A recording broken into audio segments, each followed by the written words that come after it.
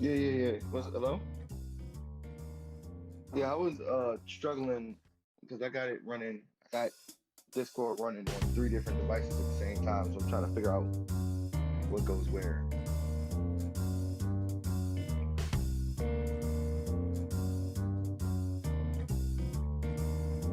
Oh, okay. I know. I know. This is because I'm streaming myself, so yeah. I'm alright. I'm alright. It's okay. Uh, I guess. I mean, yeah. Nervous.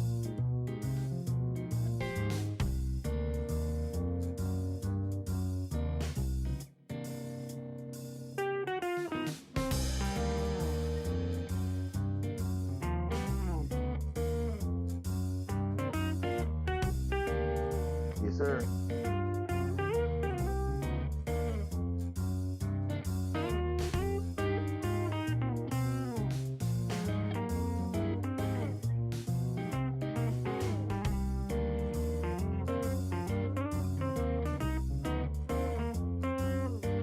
It's anarchist.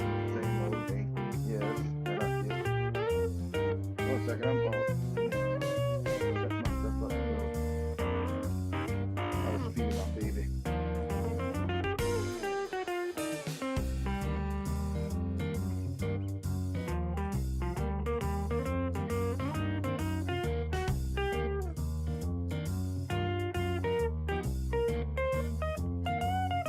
Yeah, it'll change momentarily.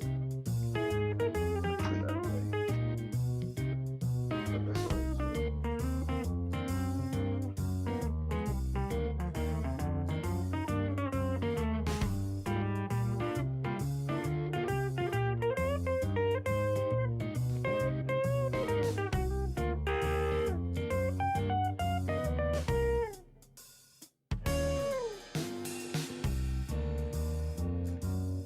Big up.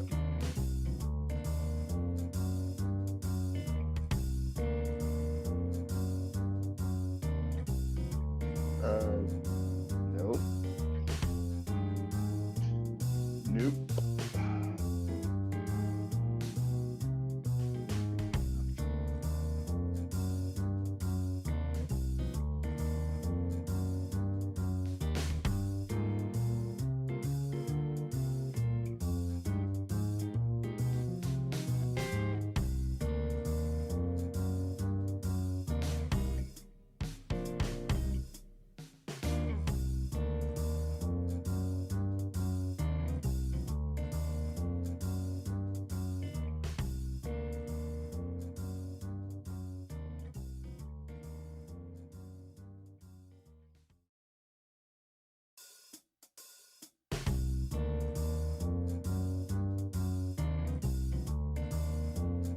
Yeah, yeah.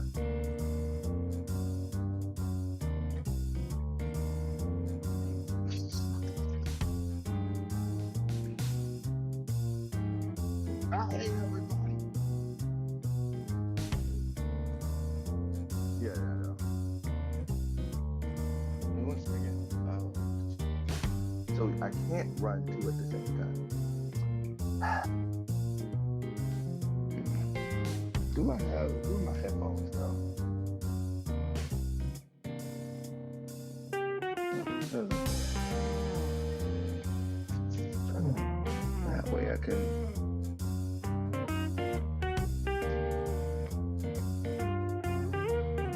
That's not gonna work.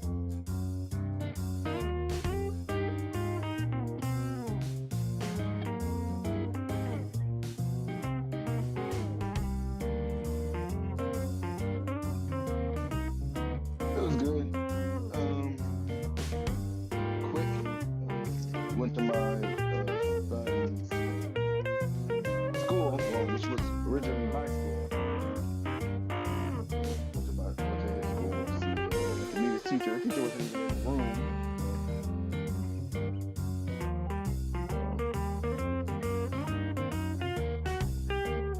So, yeah, it's about to be a week deal. Like they had like an open house type deal. You know.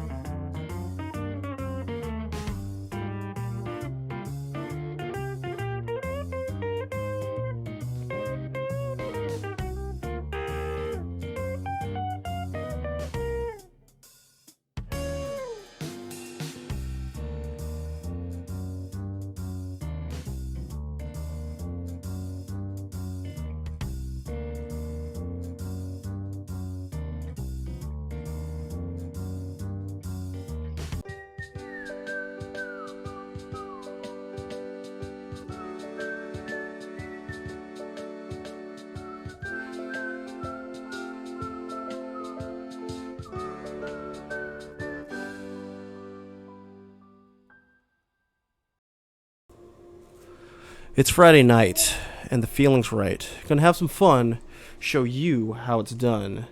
TGI McAgee3. Good evening, everybody. Happy Friday to each and every one of you. I'm also joined by my wonderful, wonderful son, as you can hear in the background. And welcome to our August 2023 edition of McAgee3 Meetup. I am your man, McAgee3. My guest tonight is a very creative mind indeed. He is the creator of the Indy Comic Book Judgement Day. He is one of the main minds of Afronomenon Studios. He is actually a friend of mine. We actually went to school together. I would like to introduce you all to AnarchiousEvo. Anarchius, how are you doing today, brother? Hola, I'm doing alright. I'm doing good. Good. Glad you were able to make it with us tonight. No, We- it's my brother. We gonna be talking about this man and some of the stuff that he has done and maybe some of the stuff he's considering to do. While we play some Remnant 2, a game that I have never played a day in my life, but it's all good. Because to be perfectly honest, when it comes to the McAgee3 meetups, I actually prefer if the guest picks a game that I haven't tried yet. Because it makes it more interesting, in my humble opinion. So while I sit here and fumble around with this create a character thing, Anarchius, tell us a little bit about yourself. Okay, so where should I start? Stark wherever you feel, brother. Oh, okay. I don't know. I'm a transplant. I'm originally from New Jersey, Asbury Park, New Jersey. We moved here when I was 9. Here is Washington D.C. Mm-hmm. Since then, I mean, I wasn't very good at anything else in school, but I was very much good at. I've always been good at writing and art, Mm-hmm. and I always had people. I was lucky enough to always have people to push me into the creative direction, Mm-hmm. and it propelled me into. Ended up publishing several books. Uh-huh. 3 novels, well, technically 4 novels. 4 novels, 2 comic books. Mm-hmm. And it's all based on Judgment Day, something that I created when I was I started creating in the 7th grade. Mm-hmm. I could go as I could argue early as 6th grade, but I was really just into Dragon Ball Z, and the characters that I created were just Dragon Ball Z characters. Mm-hmm. And I had actually read in one of your posts on social media that you said, and I have to paraphrase, of course, but you were basically saying that, why sit here and make black Dragon Ball Z characters when I can just make my own character? You didn't even paraphrase it. That's what I said. Okay. Over and over again. My father, he saw what I was drawing, and he was like, "Hey, man, why don't you draw somebody that looks like you?" And I never even thought of it. And you know what? From that point on, that's what all I was doing. And then I was drawing these Dragon Ball Z characters. Mm-hmm. And then at some point, because originally the idea was build a character that can beat Goku. Right. You know how it goes. Yeah. I mean, we've all, most of us artists, especially those of us who grew up on like action related media, it usually just boiled down to, can your character beat Goku, right? Or can your character beat X, right? Yeah, exactly. So it was always, can your character beat Goku? And I was always, and several things happened in my lifetime that it basically just made me, I think it would be more interesting instead of just drawing and creating characters that are just overpowered, that are just there to beat Goku and Superman. Right. That'd be funner to create my own stories. So that is what I did. Oh, okay. So thank you for all of that. Let's start from a humble beginning here. So yes, humble. Let's so what got you into what got you into anime? What got you into what got you into Dragon Ball in the first place? What got me into Dragon Ball in the first place? Yeah. So, anime in general. So I didn't know what I was watching. Uh-huh. I don't think any of us know what we were watching. So when I was in New Jersey, far before I ever got to DC, Uh-huh. I don't know when, 97, 96, Mm-hmm. sometime during that time, you know, in the 1900s. Mm-hmm. Uh, I was, my father had a one-bedroom apartment, and he was always working, so he would be asleep, but he would turn the TV on for us. Mm-hmm. And by one bedroom, I mean literally, it was like a room. Just a straight up room, like a You know, studio room. yeah, like you know, back in the day, like people had just a room, Mm-hmm. and like everybody used the bathroom that was on that floor, that type of deal. Mm-hmm. Yeah, so he would just turn the TV on, and the only channel we had was five. And Uh-huh. on channel five, at certain points, two things would come on: Mm-hmm. Gargoyles and Sailor Moon. You said Gargoyles and Sailor Moon? Gargoyles and Sailor Moon. I feel like Gargoyles would come on first, and then Sailor Moon would come on after that.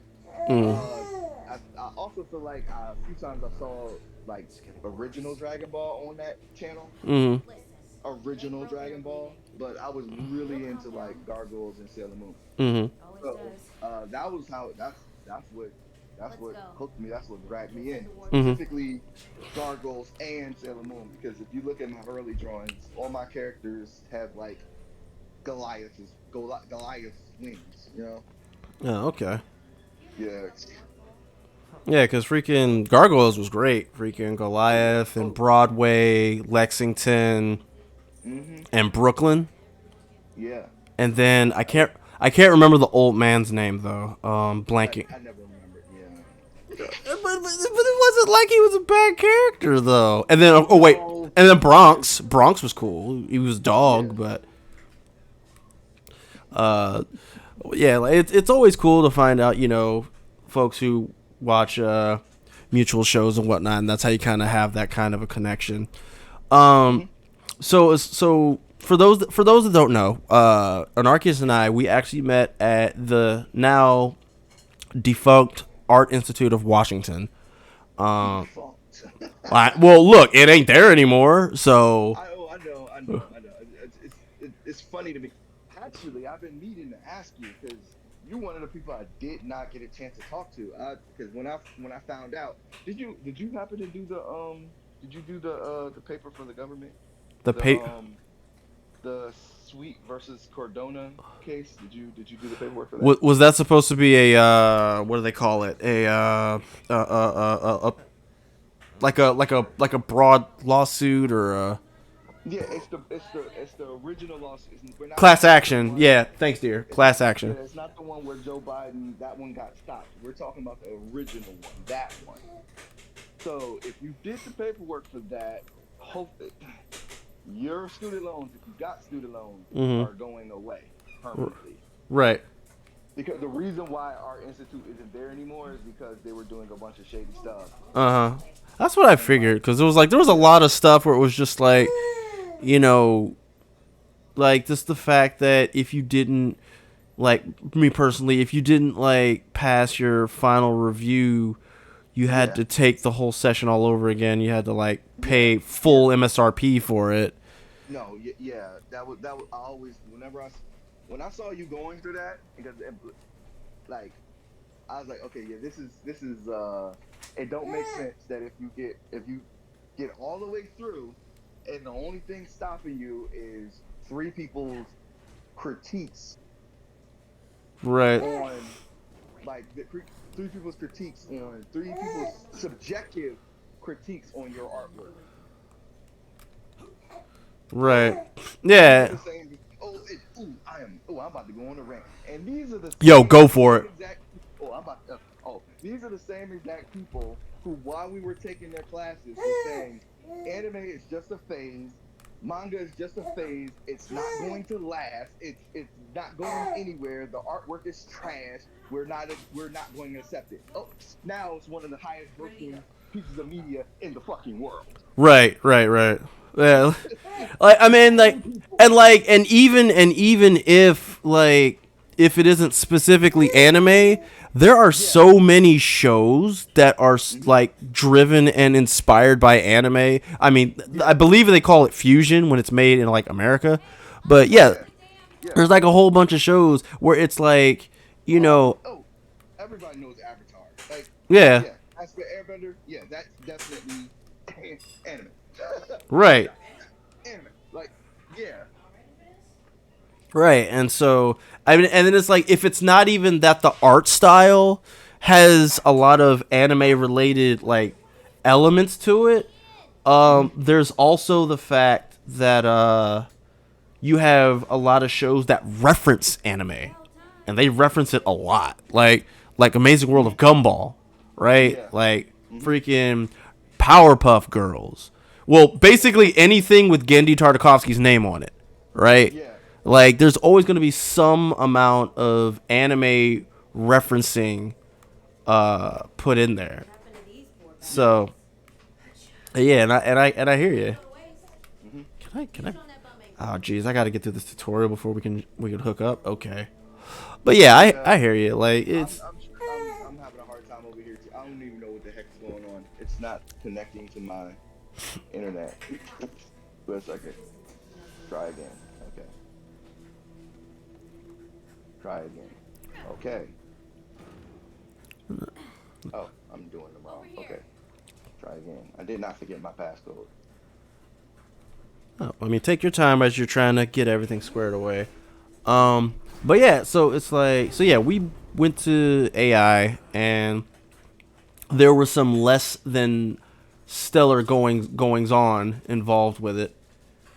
And so, you know, for a lot of folks who ended up being in a lot of debt, as you just mentioned, if they jumped on the case that was going on, that the accumulated debt that they had, because I mean, there were some folks in some of the classes that I was in, like I just overheard that they were like, the amount of debt that they accrued from that school was like in the 6 digits. Yeah. Like, it was insane, right? See, that's why that's why I joined the military, right? Mm-hmm. That first year that I took it, I don't know, it was something like almost $20,000-$30,000 or something like that. That very first year, and I was like, ain't no way I'm gonna ever be able to pay for this. And I heard that the National Guard will pay for your schooling, and I'm like, you know what? Let me go try that. And I went, and I was like, okay. And I came back, and I was like, oh, now you need a deployment in order for it to get really paid. You know, and I did my little deployment in the middle of freaking school, but you know, yeah, because you know, still ended up, what? But did $80,000 in debt? Oh, jeez. Yeah, like it's funny thing. I would have been in debt, but I actually paid it off with my credit card. So now it's like, instead of it being indebted to the school, I'm indebted to my bank, and it's like it's been a struggle ever since. Jesus. Yeah. Oh man. And the thing was, it wasn't even that bad. I just let it get out from underneath me. I let it get away from me. But it wants me to shoot something. There's a lot of shooting. This game is just shooting, essentially. Oh, okay, that's fine. Cute. You said you sent me a friend request? I did. You might have to go to like GameBase, I guess, to try to find it. I mean, you can take your time trying to get situated. I still have to go through the tutorial. The game literally said, "Oh, you can't join up with people until you finish the tutorial." And I'm like, "Okay, sure." Oh, there you are. King. But yeah, so like, so basically, just real quick, how was, were you able to cash in, or I guess, you know, jump in on that case, or? Oh yeah, so this is how it went. So they gave like, there were classes in the case originally. Somebody sued and said that these these schools were predatory towards students. Mhm. And there's something like 200 schools, 200 colleges, and AI is one of them. Uh huh. Um, the original lawsuit, you had to do your application to us up until a certain time. Uh huh. I did my application right after that. So Okay. what ended up happening was I'm in class two, and there's a class three, and I think there's another class, like class four, and then there was a cutoff. Uh huh. Um, so they were going back and forth litigation, that whole bull crap. Um, they were going through litigation. They essentially what happened was they essentially proved that these places were like scamming students. Like, Right. the only reason I went to AI is because they were telling us that like uh we have teachers who were connected into Marvel. We have Right. teachers who are working in the industry, and then you get there and you find out that they're contractors. But everyone besides, do you remember Michael Sullivan? Yeah. Everyone except for Michael Sullivan did not actually work in the industry, right? So Oh. what they worked in the industry, but they were like contractors. Uh huh. Right? So it's like they promising kids like internships in these companies. So anyway, because that was a thing, Mhm. they completely they what they did decided was, okay, so it's fair that since you guys tricked them, their debt should be gone, right? Right. The schools tried to argue back, but it didn't work. Mhm. So ultimately, what happened was everybody who was in the first class, unfortunately, I literally missed it by 2 weeks. Uh huh. Everyone who was in the first class, their debt is wiped clean. Oh wow. They don't owe the government nothing. Not a cent, nothing. Sally Mae, none of those places, nothing. The people in the second, what they did was for the people in the second, third, and fourth class, Mhm. they have to wait they have to wait to go through the applications. But what after that, they argued that, so the government, how the government is cheap. They're not about to pay 100 people, hire extra 100 people to go through all these applications and process them. Mhm. They only have a certain amount of people working them, and I work at the Pentagon. They probably only got about 10 people working these applications. Right. And there are so many applications, it's impossible to get through all of them because you got to call the student. You got to interview them. You got to interview the school. You got to find out where they went. You got to do all this extra stuff that you're not going to be able to process all those students. But what they argue now is Mhm. essentially that um, if the government don't come up with a solution Mhm. to get through all of these applications, and the government still has not hired anybody for them, by the way. Mhm. Um, if they don't get through these applications, what's going to happen is that everybody in the class two is going to their debt's going to be wiped out. Everybody in class three, in another year, their debt's going to get wiped out. In Mhm. class four, in another year, their debt's going to be wiped out. My debt is coming up. I think it's either July or June of 2024. So I am excited. Con- Congratulations, though. Yeah, I hit up, yo. When I found that shit out, I hit up everybody I knew that was at AI. Mhm. As everybody I could think of, I was like, yo, if you know anybody at AI, send this to them right now. I told everybody, Antonio, everybody we came up with. I told everybody. I'm sorry that I was totally forgetting this. It's all right, brother. I wasn't really in your circle like that, so. Yeah, it probably, and well, that's Chris. Hmm. Chris is in your circle though, ain't he? Chris Garcia. Andy? Well, I'm sure. Chris Well, Garcia, we'll Andy? see. We'll see. The thing is, like, I don't think you specifically told me about it, but I think someone within the folks that you informed probably told me about it. But the thing Okay. was, the only issue for me was that I didn't have any debt towards that school because I had the means to knock it out before it got ridiculous. Yeah. Hindsight being 2020, I would have let it sit there, and then, I'd probably be high fiving you right now. So Yeah, yeah, yeah, yeah. I know. but yeah, because I it's wish. You know what I'm saying? I wish you. I wish. I wish, bro. I wish. I know so many people. who are like dying from the debt from school. So Right. we're not actually dying, but you know what I mean. Right. They're not having a very good time. Yeah. Yeah. But, Exactly. but yeah, it's like cause I know there was a lot cause there were I think there was even like some of the people that we know, or I know anyway. I don't know if you knew them, but some folks who went to AI, like I know for a lot of them because of just how the practices were there with all the stuff that they were doing. Like a lot of people just they just gave up whatever it was they were trying to study Yeah. for. And that's ridiculously sad. Yeah, like to So just to have your daggone dreams and whatnot to just be dashed because of just shenanigans, man. It's not a good feeling. oh man. If I could open up the way I want to, I would, but I'm not going to. But Okay. what I will say Uh-huh. is they did so the way that they ran that school is in opposition to the way the industry actually runs. Really? Yes. So Care to like, go ahead and clarify. okay, so you know how like you remember what programs they had us learning animation on? Photoshop, 3ds Max, some stuff on Apple stuff.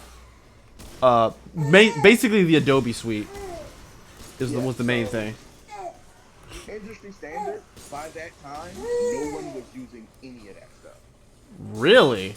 Nobody was using Flash anymore. Right. All. Nobody was using 3ds Max. They already had transitioned to something else. Right. That's unfortunately that's how technology is. If right. you find something that's better that makes it easier, they're gonna move on, and you're gonna have to learn on the fly. That type of deal. So right. all the stuff that we learned while we was at school was already outdated. It was already out. Wow. That's also one of the arguments that was used in the case that that they had teachers who like they promised things like for example 2D animation. Mm-hmm. They had combined like 2D animation with another class, mm-hmm. and the teacher and I think Ms. Brew taught it, and Ms. Brew is not an animator. No, she's not. She's a like I don't know if it's a painter or something. She's a fine artist. Fine art. Traditional artist. Right. She is not she's not an animator. Mm-hmm. She's not a storyboard artist. She's none of those things. So like those are some of the arguments that was used against them, saying, hey, like I achieved this debt thinking that I was going to be learning from professionals, and what ended up happening is I like they just threw people in our classes to teach them, and I didn't learn anything. Not only did I not learn anything, they put us in like programs and things of that nature that were so outdated that even when we got our degrees and we say, hey, you put 3S Max, you put all the what was it, 3S Max, Maya, Flash. Photoshop is going to forever be industry standard regardless. Photoshop itself, right? That's forever. But the rest of the stuff that goes along with the Adobe suite, that nobody was like, they're not using that anymore. Right. So I'm talking about specifically the stuff that you would do for a modern animation, media art animation degree. Right. All that stuff was gone. I got out. I'm trying to get degrees, and I'm saying, whenever I'm showing people my portfolio, this is a good portfolio. But right now, we're looking for somebody that uses Toon Boom. Do you know Toon Boom? Right. What is that? What's Toon Boom? Yeah, I remember when I heard about Toon Boom, I was like, yeah, what is that? Yeah, it's like really somebody use Toon Boom. And like I'm losing out literal jobs because I don't know Toon Boom. They're saying, your animations are good, but you don't know Toon Boom. I can't remember what the animation program that replaced 3ds Max and Maya. They're still 3ds. Now don't get me wrong, 3ds Max and Maya is still used, but for the stuff stuff that we wanted to do it in, Uh-huh. it's not no more because like most use uh uh what's it mocap now. So Uh-huh. there's another program. It's who they set us up for failure. Oh my gosh. And they did all that extra stuff at the end, talking about you got to pass this class, and we're doing this because there's so many students who passed through this school who were terrible, who made a bad name for this school. So we're gonna make it harder for you guys to get out of school, only for us to find out that you making it harder also like put us at a disadvantage as well. Mm. Yeah. Okay. Daggone, the whole thing just sounds so messy. Oh, it was bad. It was bad. I'm glad Andy got out when he did. Oh, okay. Yeah, because he had a problem too. Like Mm-hmm. he wanted to be, Andy's a programmer. Right. And he's They also had him, he's also a collector of games. Shout outs to Andy. yeah. Shout out to Andy. He he's a programmer, and they didn't have a programmer to teach them programming. Oh wow. They had literally somebody, I can't remember, it was like a Sonny or somebody in there Uh-huh. teaching it to him, and Sonny was doing it directly from the book, but he himself didn't know how to do it because Mm. his specialty was elsewhere. That's the school kept cutting down on teachers, and they kept losing teachers, and people kept getting fired. Mm-hmm. It just got to a point where like the only like I can't believe that they even got Sam Ellis to come and teach at that school. And Sam Right. Ellis actually worked on like Archer. Right. So like I can't believe they got him to work at that school. And it was like they lost Buffalo, and they lose this person and that person, and they lose O'Sullivan. Mm-hmm. All these people who are valuable gone. Right. And then all the student stuff. So, yeah. Mm. Oh man, I've been years being angry about this situation. Mm-hmm. I can see, and it's understandable because it's like you go. So one thing that my wife likes to say is that college isn't for everybody, right? And but Yeah. the thing is, for those of us that do go, like we go because we're expecting to expand our knowledge, usually in some area that we have interest in expanding our knowledge in, to be more proficient at it, and also perhaps to even maybe make a career out of it. Like that's the whole thing, because Yeah. that's why you make these big financial investments into like these classes and these instructors, because you're trying to gain that extra knowledge that is needed so you can get your foot in the door in the career that you always wanted. And then to do all of that just to find out that, nah, fam, that's not happening. It's like, what are you supposed to do? Like, what I are you should have supposed known. I should have known something was up when I heard all of that. The people who pitched this school to me.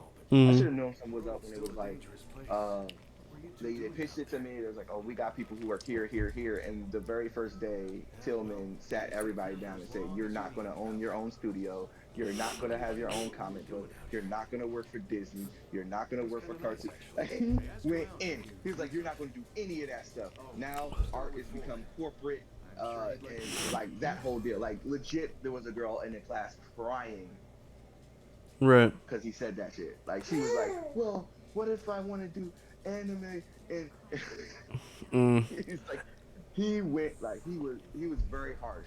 I should have known at that moment. I just thought he was just being a hard ass. Right. I'm just used to hard asses. He was not. He felt that way. He said that with his soul. I should have known something was up. Yeah. I think I remember him saying something similar as well.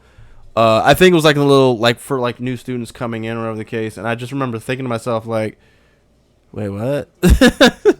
It was like, wait, wait a minute, then why are we here? Yeah, exactly. what are we doing? Trying to crush everybody's dreams before like they even get a shot at, what the heck, bro? Right. I should have known. I should have known.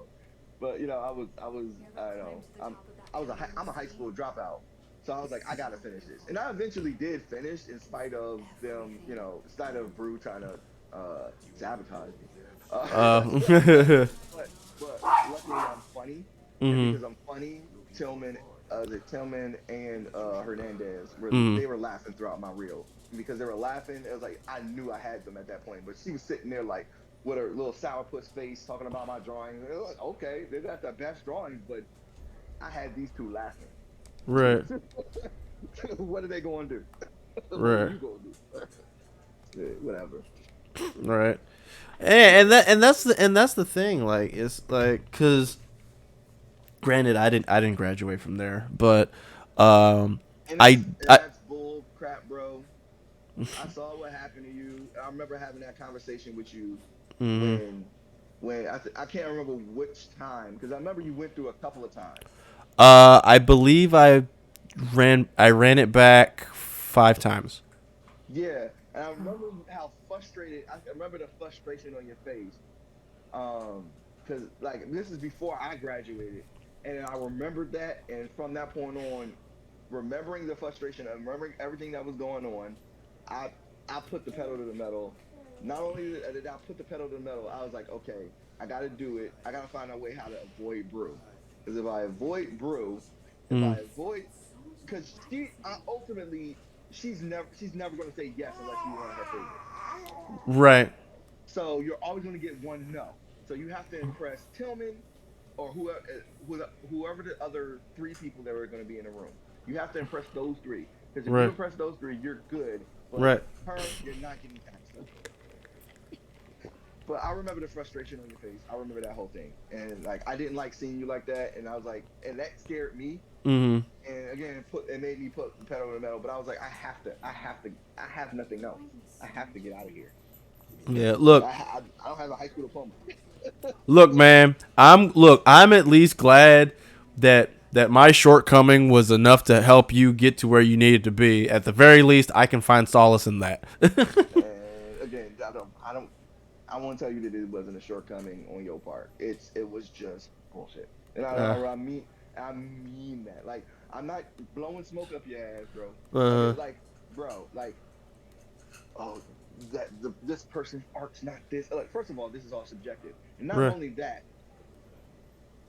I've I've come to I've read so many different mangas with so much different art Right. styles that people would say that they aren't the greatest art style, but they ended up being one of the like One Punch Man. If you see the original One Punch Man, it Mm-hmm. looks like boo boo. Oh yeah, Like I've seen it. I had to show my wife what the original yes, artist's art looked like, and she thought I was joking. I was like, no, mm-hmm, this is this is the original artist. This is how he originally did it. mm-hmm. Yeah. And look where he's at. So like again, that's one of those subjective things. Like if you had gone to Micah and like I had got accepted to Micah mhm.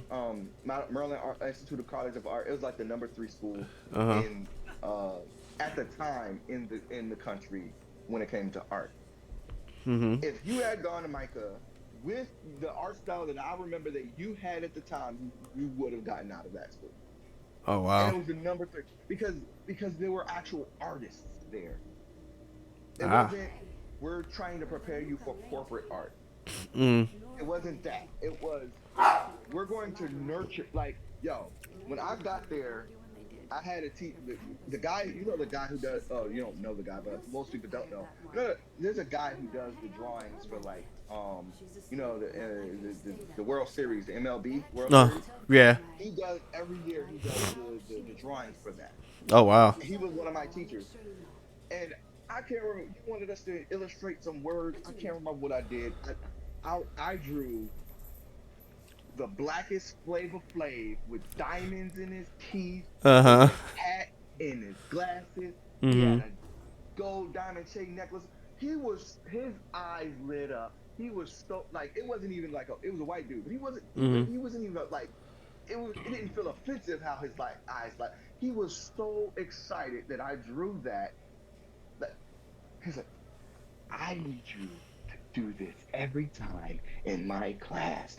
This is outstanding. Like I was like, yo, I really didn't even try. Like I just drew Flavor Flav with diamonds in his teeth. Wasn't he was it was was an actual art school. The environment for me wasn't for me though. It was too hippie, I guess you can say hippy dippy. But that was an actual art school, Mm-hmm. and you're an artist. F everything they did and said, and all those rejections was Right. just them being buttholes. That's Yeah. yeah, It took me a number of years to realize that. yeah. But yeah, dude, like I understand. I understand entirely. But look, Mm-hmm. let's take the crap sandwich known as AI, and let's just kind of set that aside for a second, Yeah, because okay. let's be real here. We didn't come here to talk about that black eye of a school. We're here to Yeah, talk about something a little more positive, in the yeah. sense of your comic book, your wonderful, wonderful comic book, Judgment Day. Thank you. So let's start there. First off, how did you come about with the creation of Judgment Day with your character Anarchius? And actually, also stack onto that, because if I remember correctly, you're also a professional wrestler. Oh yeah, I own a company. I run a company in DC, and I'm the one who created that belt with Africa in the middle of it. Yeah, I'm sure you've seen it because it went viral. yeah. It has the green on it and whatnot. Yeah, yeah. I Right. also created that. Yo. Okay. So we got a lot to discuss, but for right now, let's just focus on Judgment Day for right now. So how did you come about coming up with Judgment Day? Okay, so we already talked about the first part of that, and that was killing Goku and Right. Superman. Of course. Um, uh, I think what really happened was, I think in the sixth grade, I had a teacher or an English teacher who would have her write stories every week. And our last big story, um, I wrote it. It was called, the name of the story. Get this, Mm-hmm. PlayStation 3. Oh wow. This is before the PlayStation 3. So Right. the PlayStation 3. And the concept was two friends get sucked into a PlayStation 3, and they gotta fight their way out. They gotta beat all of the games because I knew there was going to be a hard drive, Mm-hmm. right? It is sixth grade, right? This is, I think, 10 years before, no, 7 years before PlayStation 3 came out. So Mm-hmm. they get sucked into the video game, and they have to fight their way through the video game in order to get out of the video game. My Mm-hmm. teacher, she took that, she gave me an A, and she submitted it to something to the city. Like I didn't ask. I don't know what it was. She submitted it to the city. The city recognized it, Mm-hmm. and the city kind of like, I don't know what they did, but like it kind the city made my school give me an award for writing. Oh wow. Yeah, it was weird because I was the only one who got one, Mm-hmm. right? In the eighth grade when I graduated, Mm-hmm. I was the only one who got one because she was my teacher in the seventh and the eighth grade. So I was just continually writing for her, and she just was like, you know, um, you should keep writing. You would be a great author. You come up with all these concepts and these stories and stuff like that. Mm-hmm. And from that point on, I just started writing. I already had the characters. Mm-hmm. I didn't know what to do with any of them, but I Mm-hmm. was drawing them every day. If I wasn't writing, I was drawing. Um, I was writing, I was drawing, doing that every day. Um, uh, just to stop right here. If Mm-hmm. you want to play another game or something, you should, because right now, for whatever reason, it's not letting me even join a game. Really? Yeah, it's not. I done tried to join, it's only allowing me to try to do a quick match. Oh. and adventure mode, but it's not letting me do anything else. Well, as it stands right now, I think I'm still in the tutorial, so I haven't gotten to the point where we can join in a game yet. So I'm Yeah, still. but even if I wanted to join somebody else's game, like that's not a friend, it wouldn't let me do it either. I've been sitting here trying. It's not letting me do it. Oh, you're just not doing anything? Yeah, it literally it just says updating, please wait, and it'll do that for like 10. It was doing that for 20 minutes. I clicked off of it, and I Uh, did it again. It did it for 5 minutes, and I clicked off of it. Yeah, it's not letting me do it. I don't know why. hmm. Maybe I'm not updated like I should be. Hmm. Well, I mean, this would be a first if we actually switch games mid meetup. What games did you have in mind then? I don't have any. What do I have? Yeah, go through your wares and we'll see what we can figure out. Uh, Tetris, Monster Hunter, Street Fighter. Oh, you got Street Fighter, but I'm terrible at that game. I'll tell you right now. Well, but see, here's the thing though. We can work with that though. I have a way that we can work through that. Did you want to give it a shot? We could. All right. So hold on. Let me skip past I'll this put on nonsense. my Street Fighter.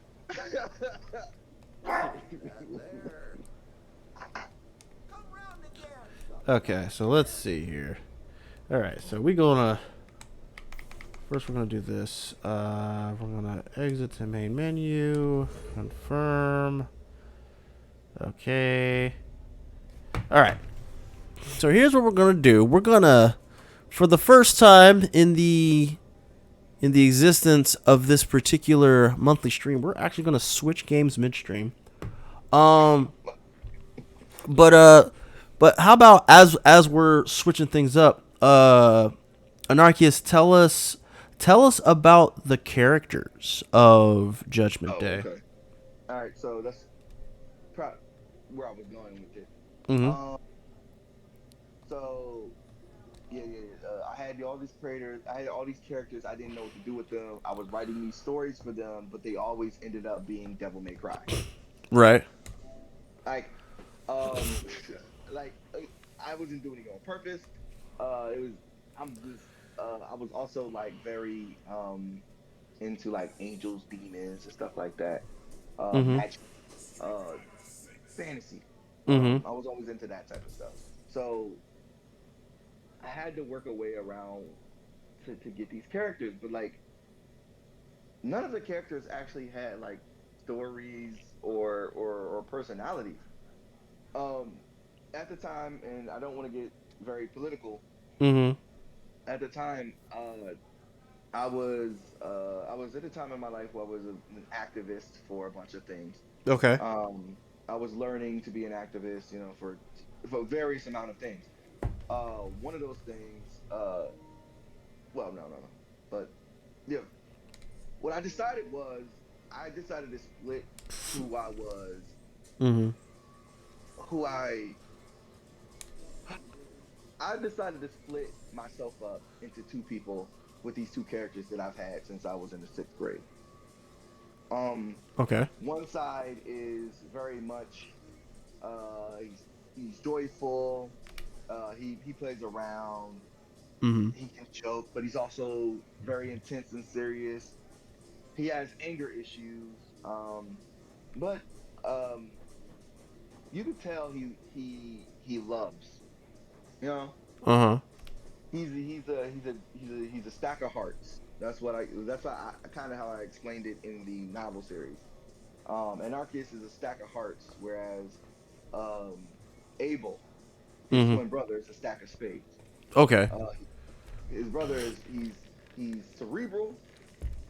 He's calm. He doesn't have anger issues. He doesn't let his emotions drive him. Mm-hmm. He's logical. That's kind of how I was. There was two parts of me when I was coming up. The yin. Everybody called it yin and yang. Mm-hmm. But those two, I was very. It was an intro. I was an introverted person, but I was very. I could understand what I was feeling. I could break down what I was feeling. I never always understood what I was feeling, but it was always like that. Whatever was inside me needed to come out. So I put those on my character, Anarchius and Abel. Mm-hmm. Uh, um, uh, for Anarchus, obviously, he's the main character in the series. He's the main character in the series. You follow him because he's the one you would perceive as being the protagonist. And Abel, because of the way he looks, because of the way he thinks, because of just how he is, people would automatically see him as the bad guy. So I rolled with that. So what you get is basically two halves to one whole. So that's what you get with Anarchus and Abel.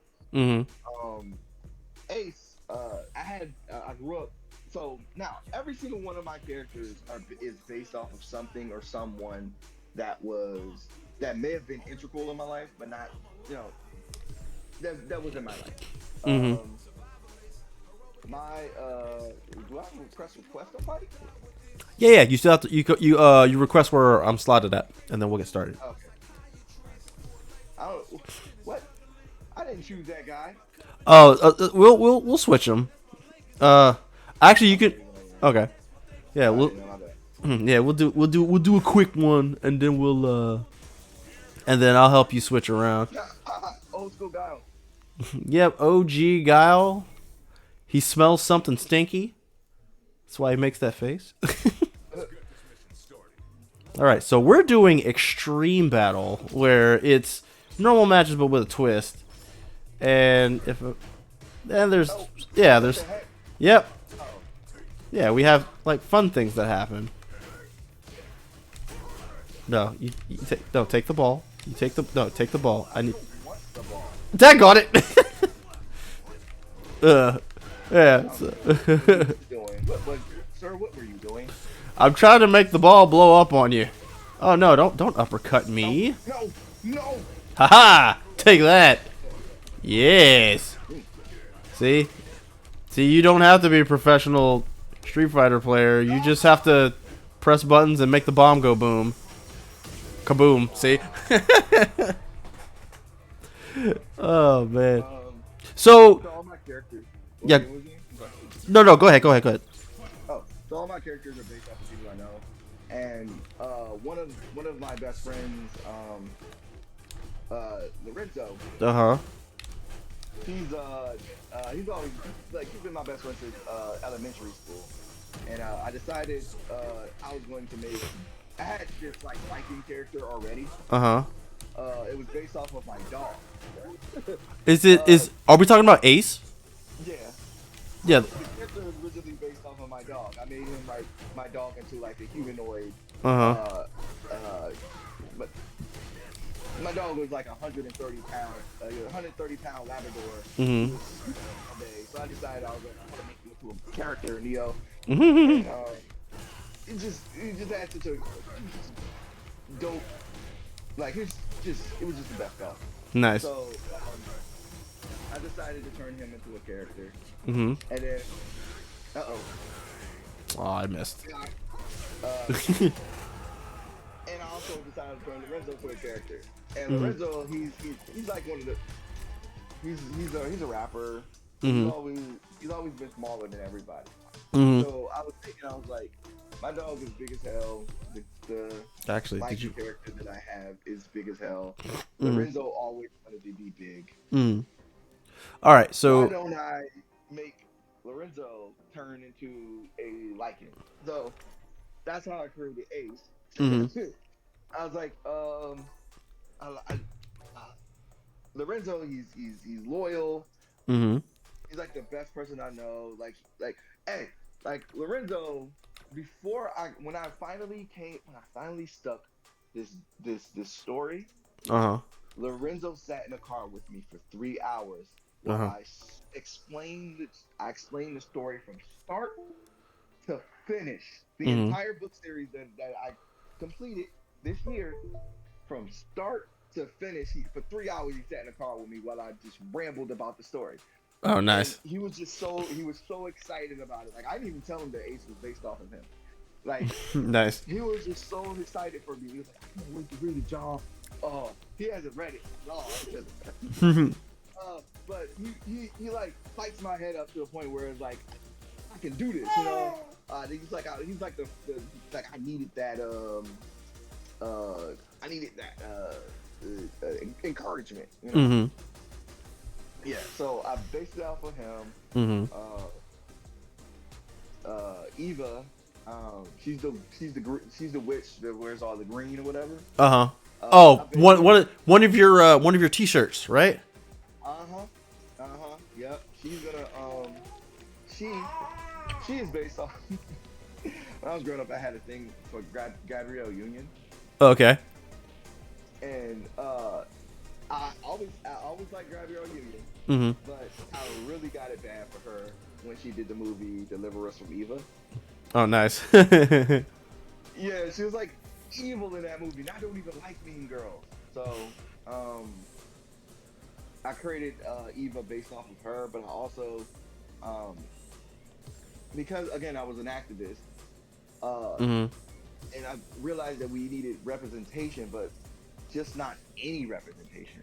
Mm. How did you change Oh, so what you do is before you queue up for a match, press square to go to your battle settings, and there should be an option that says character, and then you pick Okay, your cool. character. Then I'm guessing you're gonna stick with modern, right? I don't even know how to do that. Oh, okay. What do I Well, do? oh no, just How do I take that off? 'Cause I never. to hold on, give me a second. Let me pick the thing real quick. Kabului. Okay. So to do that, so when you pick your character on the character menu, you press Mhm. it's there's an option that says update character settings. That's you press triangle, and then it brings you some more settings, and Got one it. of those is control type, and that's the one where you can switch it from modern to classic to dynamic. Well, modern to classic, Okay. rather. Hmm. So yes. So tell me, is it just you working on Judgment Day, or do you got like a squad, or what? So after now my studio, Yep. we started with three people. Do you remember Latif? Latif, I don't believe I do. No. Oh, okay, so Latif, we went to school with Latif too. Okay. Latif, it was me, Latif, Elsa. Mhm. Um, what happened with Latif, he kind of like fell off because he started doing was it NFTs, Right. Oh um, boy. Oh lord. All right, go on. and he does printing. He does like 3D printing. He does little miniatures and stuff like that. Mhm. And he just got ranked with that type of stuff. Right. So right now it's just me and Ilsa until it comes back. So Okay. that's pretty much it. But with our Kickstarter, we're going to hire somebody to do the coloring so the next comic book will come out faster because Ilsa takes forever with the with the Well, coloring and stuff. well, as someone who draws and colors his own comic book, I can concur that doing the colors can take a while. Oh yeah, they But take and she's not even like a perfectionist, but she wants it to look a certain way. mhm. She don't want it to look shitty. Right. So she takes a while, and she really like, but at the same time, I'm like, I can't do one issue per year. Like that's, oh, I can't do that. Like Right. people are gonna like nowadays we live in a society that moves so fast Right. that you put it out, somebody reads it, they forget about it the next moment because you have to make sure that you have to like make sure they remember. Right. And even if it's a good story, it's like there's so many good stories out that I can hardly remember until they remind me of it. You Mhm. know, so I just gotta, yeah. So we're trying to at least move faster so that way we can at least keep up. Right. Because we did one episode and then we did one episode and then we put it on webtoons and people Mhm. it really responded to it on webtoons. Mhm. So because of that, I was like, okay, we gotta really get it out there. Oh, what the heck is that? Is that a bomb? A bomb off? That's a hard hat. Ow.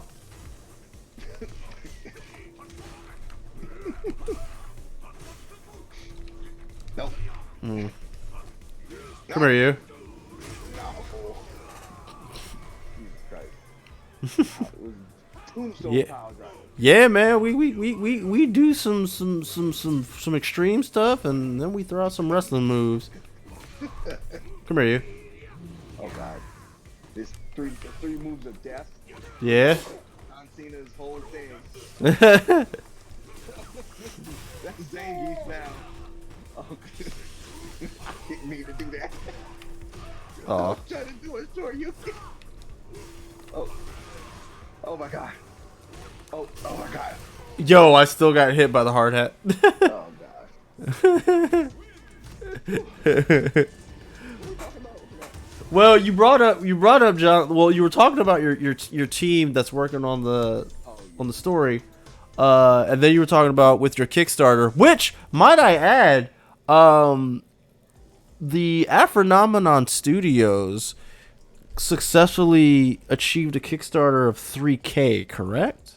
Oh yeah, it did. Yeah. I was genuinely surprised. I didn't. Well, dude, like seriously, congratulations! Like that is. Thank you. Yeah, Thank you. That really should go to Ilsa because she sized my head up to do it, and I did it, and because I got this whole egos be damned. You know? The world is not what it used to be. We can't, if people are willing to help, you should allow them to help you. You know. Right. Yeah, egos be damned. Yeah. What the heck? What is that? Come here, you. Oh no! Oh no! I'm a wrestler, dag on it. It doesn't activate the thing. Oh, okay. Okay, So, we're going to hit you with the Ric Flair.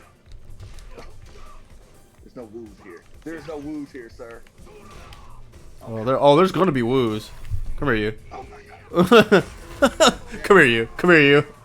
I've come here to give you some hugs. I hope you like hugs. Yes. Whether it's Zangief or King, I give hugs. Wonderful hugs that only I enjoy, but nobody else does. My best friend Lorenzo plays King too.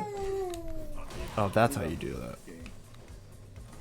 We have our little epic battles where I button mash with Eddie and he whoops me with King then. Oh my God. I got also. The spinning heel kicks, sir. Oh no. Okay. Hold on, I gotta hit you from the top rope. There you go. Top rope. Top rope drop kick. Oh my gosh. But no, so it's like, yeah, because you guys managed to hit your Kickstarter goal, and you guys are actually in the process of issuing out the incentives for all of the people that came through and supported. Yeah, we're so right now, so we were waiting for the comic books. So the comic books finally came in, the shirts came in. We're going to do the printing next week. And she is currently on the second to last page of the actual comic book. So we're about to we're everything's coming out. Also, for some people who for something special for the people who made us feel special, we're giving them a special cover to the first comic book that we haven't shown anybody. I got it commissioned and everything because I felt so special. You guys made me feel so special. Oh, nice. Commission, so you'll be one of the people getting it. So well, I appreciate I'm just waiting till that gets done so we can go ahead and add that to the print list along with the second comic book, and that will be going out. I think I said November. November. So it'll probably come out. It'll go out way before then. I'm not trying to wait too long. I don't want people to think, oh, they got screwed. No! I'm dead. Hold up. No, you ain't dead yet. You ain't dead yet. Now you are. I had to hit you with the Tyler Breeze. With the beauty shot. I had to hit you with the beauty shot. See, I know some moves. Oh man, you heard about Bray, right? Yeah, Bray and Terry Funk. Yeah. Yeah, that is like I was telling my wife like both of them, you know, it's really sad to hear. But the thing is that, you know, one of them, they've actually got a chance to live a full life while the other one was just getting started, you know. Oh man, that's it. He's only a year older than me. Right. And he's younger than I am. Yeah, I was like, Jesus. I was sitting at work today listening to his theme, the Hurt Heel one, because I always like that one better. Mhm. I was sitting there listening to him, crap, like, why am I crying? Mm. Not too long ago, I had a friend who passed away too, so that might also be part of the reason. But I still, Bray was one of those characters that Bray was very much. I like that person and like that personality in that character. Right. Yeah. My thing about Wyndham Rotunda is that like he was just really creative with his characters and whatnot. Like if nothing else, regardless of how you feel about his work in the ring or his style of promo, like the characters that he came up with, like the Wyatt family, the Firefly Funhouse, you know, the Fiend, like those were all really, really notable and memorable characters. Yeah, And that's it's hard to do. right. As a wrestler, that is hard. Yes, please, It's please, so please, please enlighten us on how difficult that is. Seeing as how you are our lens to like look into what really goes into being a a daggone professional wrestling athlete. As I hit a lisp without meaning to. What the heck? Why is it asking me about what? Oh no, that's fine. I'm switching things up. Okay, cool. Yeah. So creating a character, it's kind of like with comic book as well.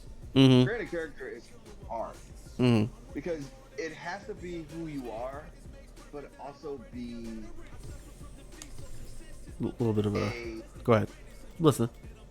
extended version, or like extreme version of who you are. Because otherwise, people don't believe it. I believe Bray Wyatt. I know his name is Wyndham Yeah. Rotunda. Right. I believe Bray Wyatt. I believe the Fiend. I believe even the little silly stuff he was doing with the Funhouse Playhouse thing. Right. I believe all of that. Like I had stopped watching wrestling, but I would stop and I would come back and watch stuff he would do, and I would come back and watch the Roman Reigns stuff. But like, I believed all of that. So that like all of that was like a part of who like he was to some extent.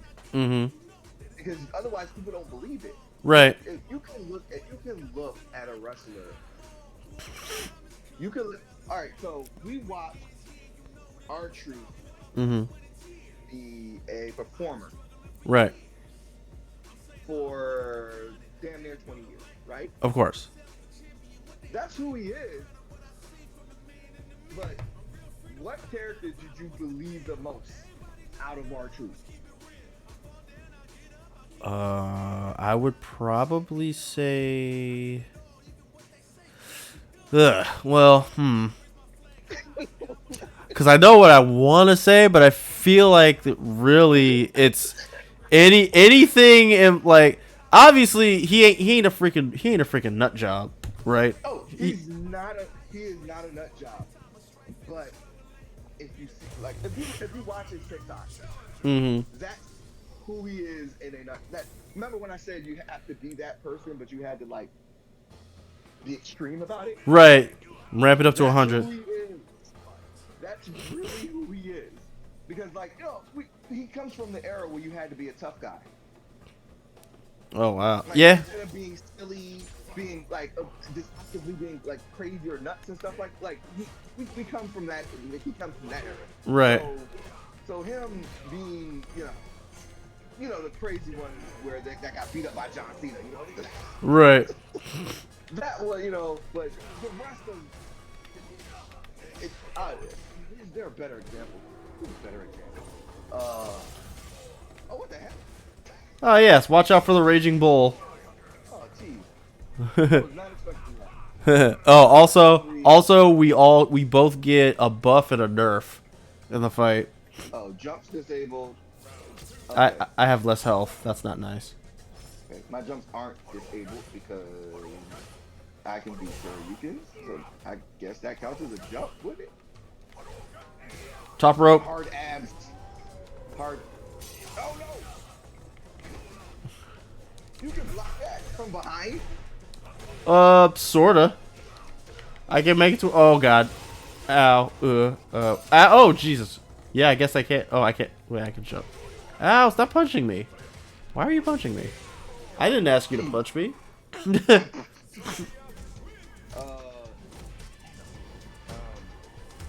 Yeah, we were talking. So let's see. You're talking about. It has to be believable, or the fans will know, and they won't get behind you whether you are they won't get behind you no matter how good you are. Right. Because like it's kind of why it's so hard for like people who are like who've made being a great wrestler their whole game, like who they are. Mm-hmm. And even though that's who they are, when certain companies get a hold of them, say we need you to have a personality, and they just give them a generic personality and it don't work. Right. Yeah. So like he made 3 separate characters. Right. And they all work. All of them. Yeah. Like everybody can't do that. Mm-mm.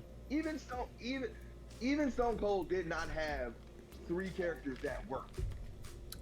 He had 3 gimmicks that worked, but he didn't have 3 characters. He had 3 like Ringmaster wasn't that great. Right. Nah, Ringmaster wasn't that great. But then Stone Cold Steve Austin, you get like Invasion Steve Austin, Stunning Steve Austin. yeah, and you get all of these different types of Steve Austin, and he just takes one thing and it makes it different, and then one thing and make it different. Like even when he was like Coward Steve Austin, it was still great. Or what Steve Austin? Yeah, like oh my god, like you just take like so to take 3 characters and be able to make all of those things work. Mm-hmm. I was genius. Now, it takes a lot for me to like anybody. Mm-hmm. Yeah. So just from a wrestler's perspective, just from that perspective. So as a wrestler yourself, do you have any like personal favorites at the moment? Like wrestlers? It doesn't necessarily have to be WWE. It could be WWE, AEW. I wouldn't even. I haven't watched WWE consistently in the past almost 3-4 years. The Kofi thing made me really angry. Right. That made me really angry. So I was like, okay. I come back and watch, but oh no! I'm gonna get hit. Good lord, that did all of the damage. You don't understand. That was a lot of damage. Oh my god! How did you block it? Oh, okay. So Ow. Nope. Ow. No. Wait, did that hit you? Did that? No. Nah. Oh wait. It didn't even show up because I did a throw. Oh. Punish outer. Okay. Ow. Damn. No. Block. Okay. Okay. Top rope. Wait though. Top rope. Wait. Come here. Top rope. I got it. We. Okay. I heard the bull and I was like, time to not get hit by that, please.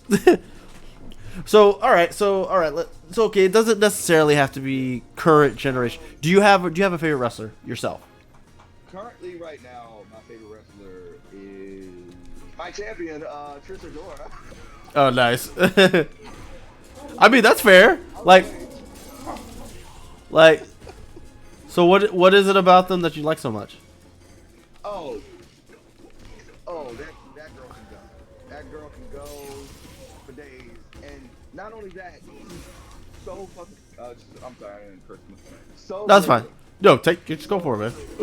Okay. When you get a shot to, when you ever get a shot to like,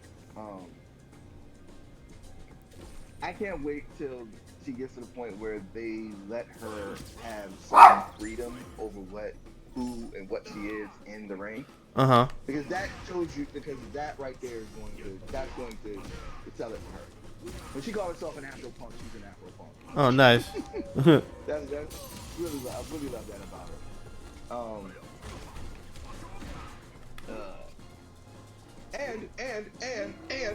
And all right. Her special move is a lariat. Guess what she did? What you call it? Lariat told me. You said lariato, so basically just a Japanese word for lariat? No. Lariat told me. Oh. I'm just gonna let you win this because I kind of gave up on everything as soon as you told me what that name was. Oh my god. I was dying when she told me. Lariat Tubman? Dude, just kill me. Just kill me. I need a fresh round because you kind of messed me up there. Lariat Tubman. Lariat Tubman. You know what? Is her special move. Oh, wait. Is it her signature or is it her killer move? Oh, it was her. When she wrestled us, it's her killer move. Well, I don't know what it is on TV just yet, and yeah, and I only say killer move because people a lot on TV. Yeah, because I think in Japan they call it a killer move, not a finisher. Oh yeah. Yeah. It's like sir, finisher. Right. That. Okay, Trish. Okay, let me get off my promotional thing. But no, even without the whole promotion, trying to promote her and then the Fight Club and stuff like that. Trish is still one of my favorite wrestlers. She's been one of my favorite. Yo, Trish invited me to come down to Team 3D with her when we both got. So when I got back from Afghanistan, she got back slightly earlier. She invited me to come down with her, but I was still in school, and I had found someone who would train me up here. She tried to get me to come down to Florida with her to wrestle. Okay. By the way, we both got deployed together. Oh, nice. So all of it, let me tell you. So, okay, I'm listening. Me and Trish ended up in the same unit for deployment. Right? Okay. I did not know her prior to being deployed with her. Mm-hmm. She was in a different unit. They put her in our unit. They put us all together. Mm-hmm. I met her in Afghanistan. Okay. I knew of her, but I didn't know her. Right. We was both in it. You know, when you're deployed, there's an NWR. The CVs built us an NWR. We're in the NWR, and I'm flipping through channels, and boom, WWE is. I look around, and you know, it's like WWE is wrestling is not for everybody. Right. I look around. There's some people in there, but I'm in there. I think she was on a computer. There's people playing pool. Okay. But nobody was really paying attention. So I'm watching it, right? And somebody was like, "Man, turn this corny shit off." I was like, "Man, nah, I'm keeping it right here, right?" It's like 40, bro. Like, this shit is not even real. And she came out the blue and was like, "Shut up." Oh. Shut up. She turned it up. She's like, "Martin, turn it up."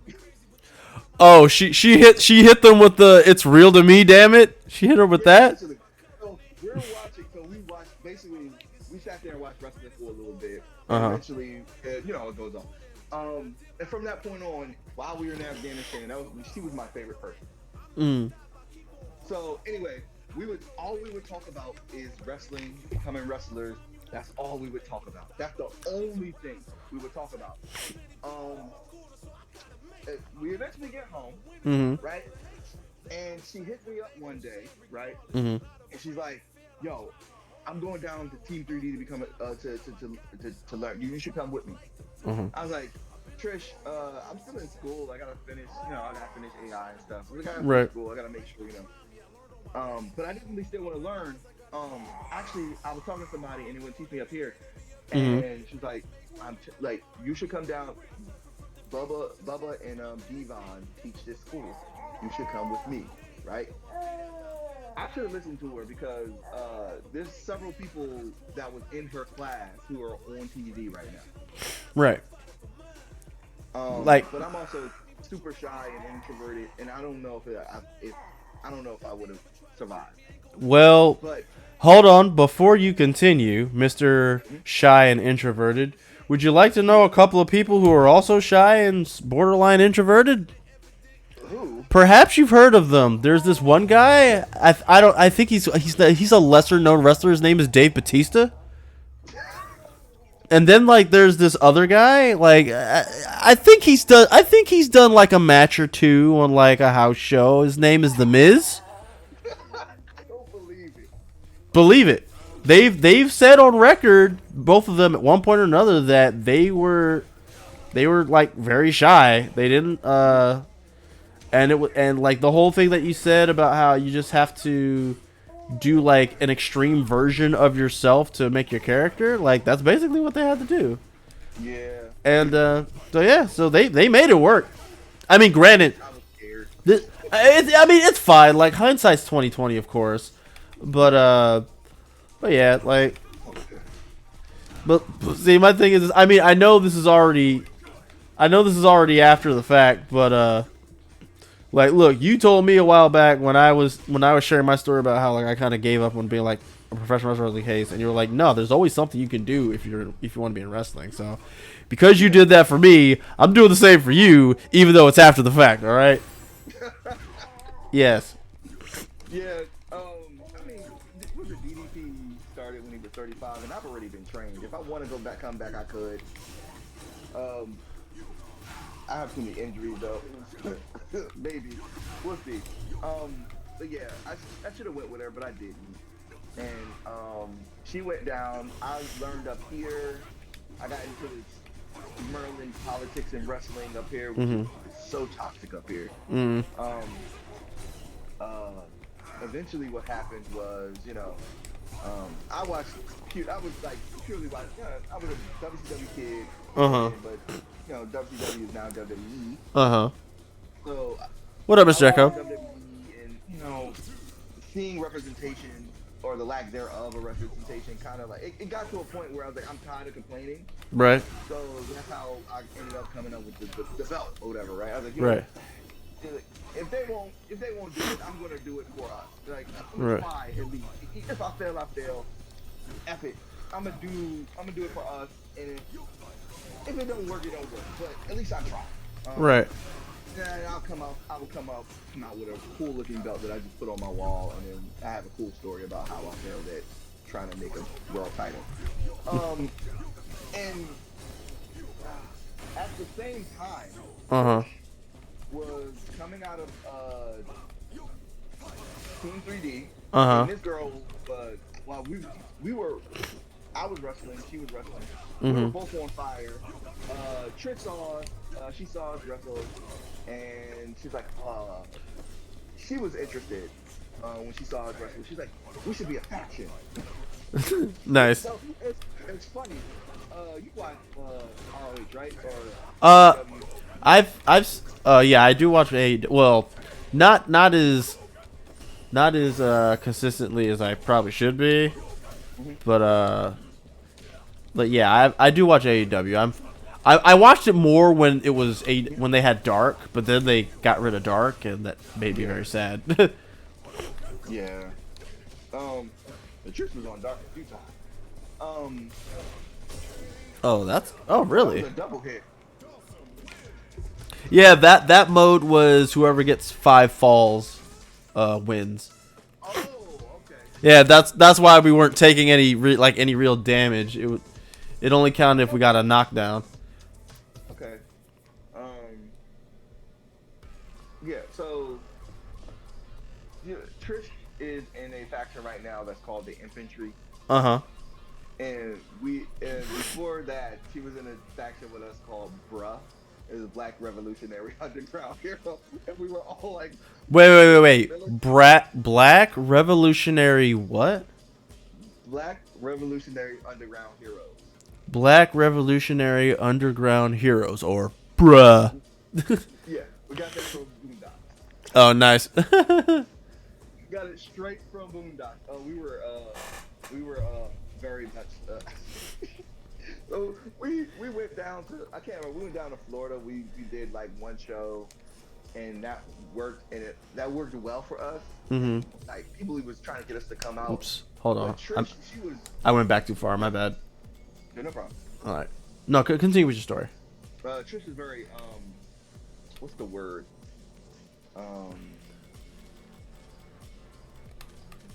Tenacious. Mm-hmm. So she was all over the country, and she was inviting us to go to these places. Mm-hmm. And I was like, we went one place to Florida, and that was enough for me. I was like, Trish, I can't do it. But at the same time, what was going on was I had gone to MCW to learn how to train too, learn how to wrestle again. Because the place I was with, they had basically taught me everything I needed. Taught me as much as they could, and I needed somewhere else that would teach me better. So I went there, and at the same time, Trish was like, she's tearing up all over the country, and I am midway through making the belt. I got it designed by Latif. We went to school together. Okay. And we came up with a name, and I decided, I was like, okay, I don't know if it's gonna work, but I'm gonna put it on the internet and see if it grabs anybody. Put it on the internet, don't grab nobody. I was like, okay, well, I still want to try. What I want to do, I'm gonna do a tournament. I do a tournament. I say, hey, if you want to be in our tournament, do a promo, that type of deal. Right. And it works essentially. And I'm just saying, it's just so all of this stuff all happens at the same time, and it came together so freaking perfectly because because Trish was catching fire when we put the title on her, and the moment we put the title on her, people started seeing the title more, and that's when it went viral. So all of this me and Trish meeting each other in Afghanistan was not an accident. Right. Whether you believe in an outer power or the universe doing things, it was not an accident. I think the politically correct term is divine intervention.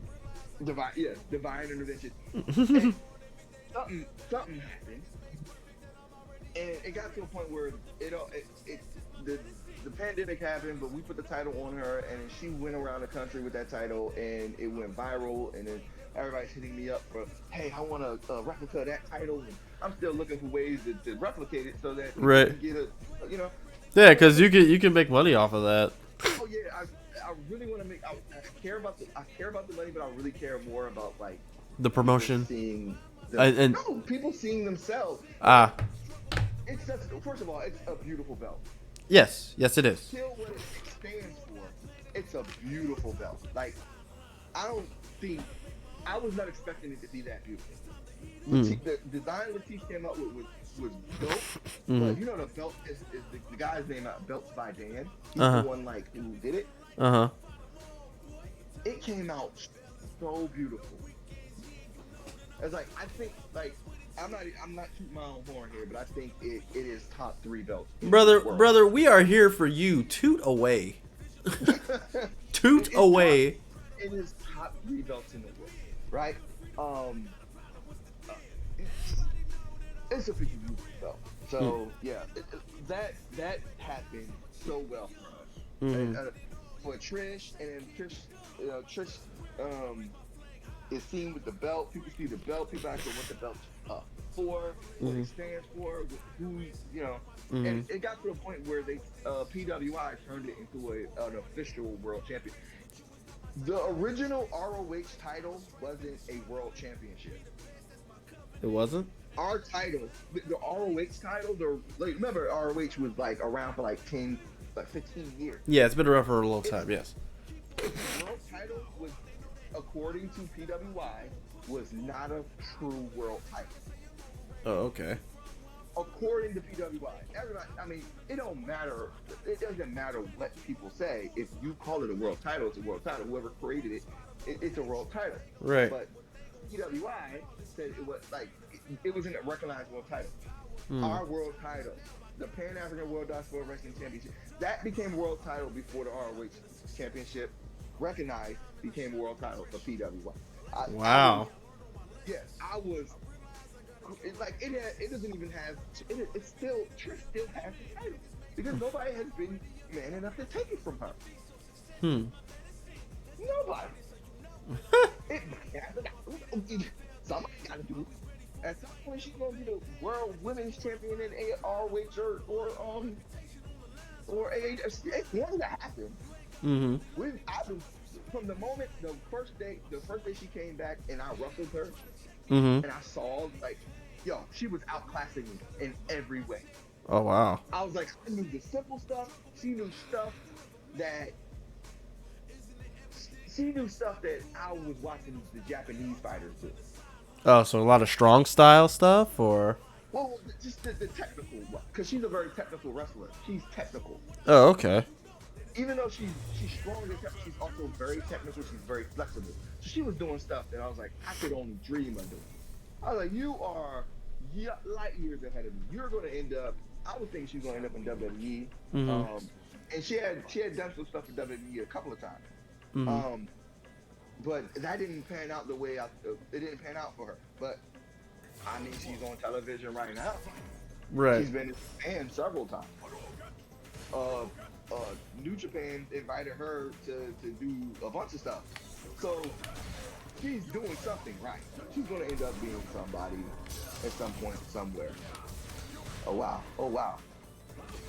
I didn't know you can jump that thing. I don't know why I was staying on the ground. No!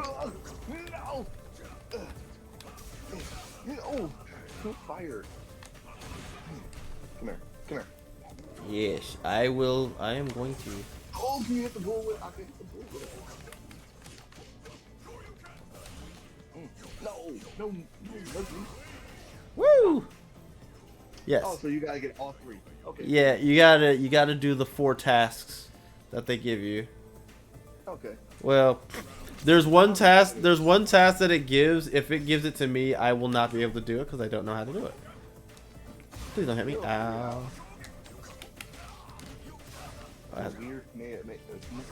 Weird high dope. It doesn't go in.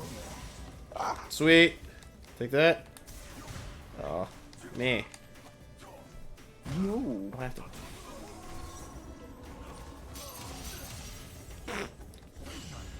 Oh, what the heck? I perfect parried. Ah, come here, you. Ah. Okay. I got hit. It's fun. Can you parry the bull? When you parry the bull, it causes like a guard crush. So, I mean, at least you don't take any damage. It's just, yeah, that happens. So it's the same result as if you blocked it. Oh. Okay, got that taken care of. Whee! Oh my lord. Did I hit the bull? It ran away? Take this. Yeah. So, I forgot what I was talking about. Nah, you were talking about the title that you made and how Oh, yeah. and how the woman wrestler, blanking on her name, how she's just been basically she's been, you know, carrying the torch, so to speak. And also you had mentioned how the title was recognized as a world title by PW Insider as opposed to Ring of Honor's world title, which that's. And I was a Ring of Honor fan, so that wasn't like a diss to them. It was just really like how I didn't even know that. I was like, that's crazy. Yeah, we were. I was very surprised when they did that, but I think somebody saw the importance of it. And we've been kicking ever since. We finally got a stable place to run our shows. So we're doing pretty well. Oh wait, what? I got hit by the bull anyway. I'm very sad by that. Take that. Oh, don't throw me. Okay, come here. Come here. Come here. Come here. Perfect. Thank you. Thank you for that. Okay, so that's what a drive parry is. Okay, I don't know what it is. Yeah, so parry, it's both the medium buttons, and you do this, and that protects you from all strikes. Obviously, it doesn't protect you from throws. Also, if you hold it and you tap forward twice, you do what's called a drive rush. And that allows you to kind of change the properties of your attacks in a variety of ways. It also allows you to close the gap when your opponent's like really far away. It's very, very handy. So okay, so you said that she went to the Team 3D school, or at least went to an event where Team 3D was present. Let me right. So let me ask you, like, because I've actually had another content creator who is also a professional wrestler as well on the channel, and one of the things I like to ask you guys is like, who's like a notable name that you've got to like work with throughout your careers, like who do you have specifically? I mean, obviously we passed the buck on the Dudley Boys, but was there anybody else during your career at all that I worked with? Yeah, that kind of at the very, like, if they didn't like hit it super big, but they did make it on like one of the. I do have, so do you know who Sammy Guevara is? Sammy Guevara, yeah. Yeah, so when the belt started becoming notable, he DM'd me, and I didn't know who he was. He DM'd me about being in our tournament. Oh wow. Yeah, I didn't know who he was. I was like, "Who is this?" I was like, I asked somebody. I was like, "Who's this?" I don't want to be like rude or anything. I don't know this guy. Also, what's his name? Hobbs, Powerhouse Hobbs. Powerhouse. Oh, you work with Powerhouse Hobbs. I didn't work with them. I'm just saying those guys. These are people that showed interest in the tournament. Okay, I got you. I was very surprised. I was like, people started popping up. It's partly because of Darius Lockhart, because he's such a big name on the indies. Darius Lockhart, he started showing interest in the title. So he started sharing it, and a whole bunch of people know him. So they started taking off, and then that's when the whole thing with Trish happened, and then. Her name was Trish. Okay. Who did I work with? I don't think I worked with anybody. I don't think I have. Like nobody that was on like a taping of like WWE or AEW or nothing. No, I mean I was when I was early in the business, because I would be around what's it called, AEW, not AEW, ACW in Maryland. There's a company named ACW. When I was around them, nope, staying away from you. When I was around them, they always had like Jerry the King Lawler come around. I would like help them with Jerry, like if Jerry needs something, I go to the store or some bullshit. Right. The guy who runs it is James Ellsworth. Oh yeah, I remember him. Yeah, so Chinless, that guy, he runs that company. But yeah, I mean, James Ellsworth actually, because James Ellsworth was one of the first people, the person who trained the person who trained my trainer was trained by James Ellsworth. Oh wow. Yeah. That's another interesting thing about professional wrestling. It's like, for those of us who are a little bit more ignorant of how that community actually works, like myself, we look at guys like James Ellsworth or even Gilbert, and it's like, we take up so much of, rather, we invest so much into their personas that we see on TV that we fail to realize that there's way more to them than their personas. Because like, because freaking I met Gilbert a long time ago, and I know he has a school in the area, I think. Yeah. And then like, and then of course what you just told me about James Ellsworth, and like those of us who remember, we remember, you know, freaking he was just Carmella's freaking arm candy, and I'm not gonna say it was him that screwed up the first Money in the Bank women's ladder match, but it was booking that screwed up that ladder match. Because, you know, it's like you either do what you're told or you don't work anymore, and sadness there. And so, yeah, I always found that interesting. Because, you know, freaking Gilbert has he has a school. Yeah. He works quite frequently with James Ellsworth, actually. Oh, nice. Yeah, so, Gilbert's cool. I met Gilbert, I met James Ellsworth. Well, James Ellsworth would come to our training session sometimes and teach us stuff. Oh, nice. Before he was the jobber on before the internet turned over to a sensation. Right. Yeah. Huh. That's always very interesting, man. It's like, and it's always just, cause like I said, it's just so easy to like just mix up the persona with the actual person to a degree where it's like when they actually do something very notably, like, what? Him? He can't do that. He's blah blah blah, or whatever the case. Meanwhile, in reality, it's the whole situation of like Goldberg getting into an actual fight against daggone Jericho, and Jericho putting him on the floor. Yeah.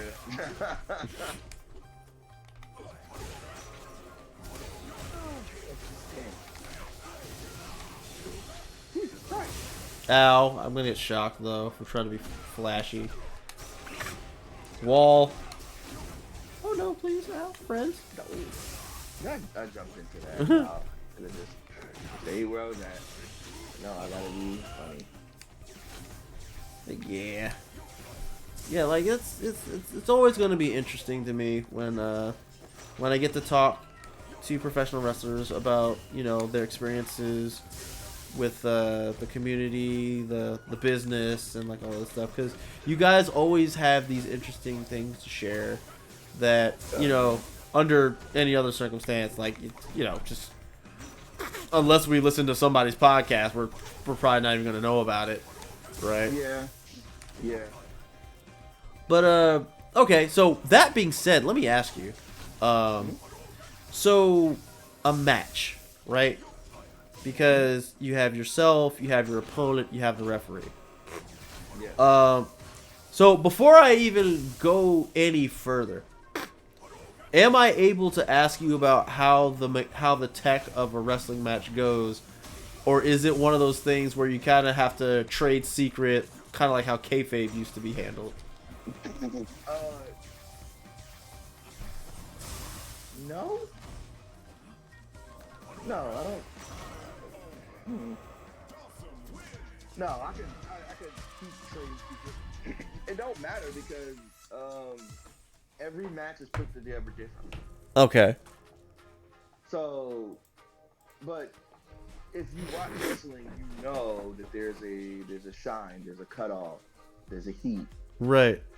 You know, there's working. You know. Right. There's working up. You know, there's a finish. Right. A false finish. So, right. Like, you know, all of these things already exist just by watching wrestling because every single wrestling match has those things.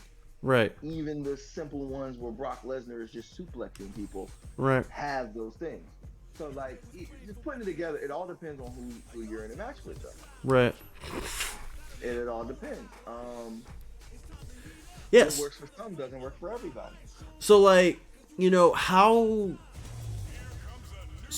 does So okay, so what I was always curious about is like when you're having a match and someone's going to be on the offensive, someone's going to be, getting beat up or whatever the case, like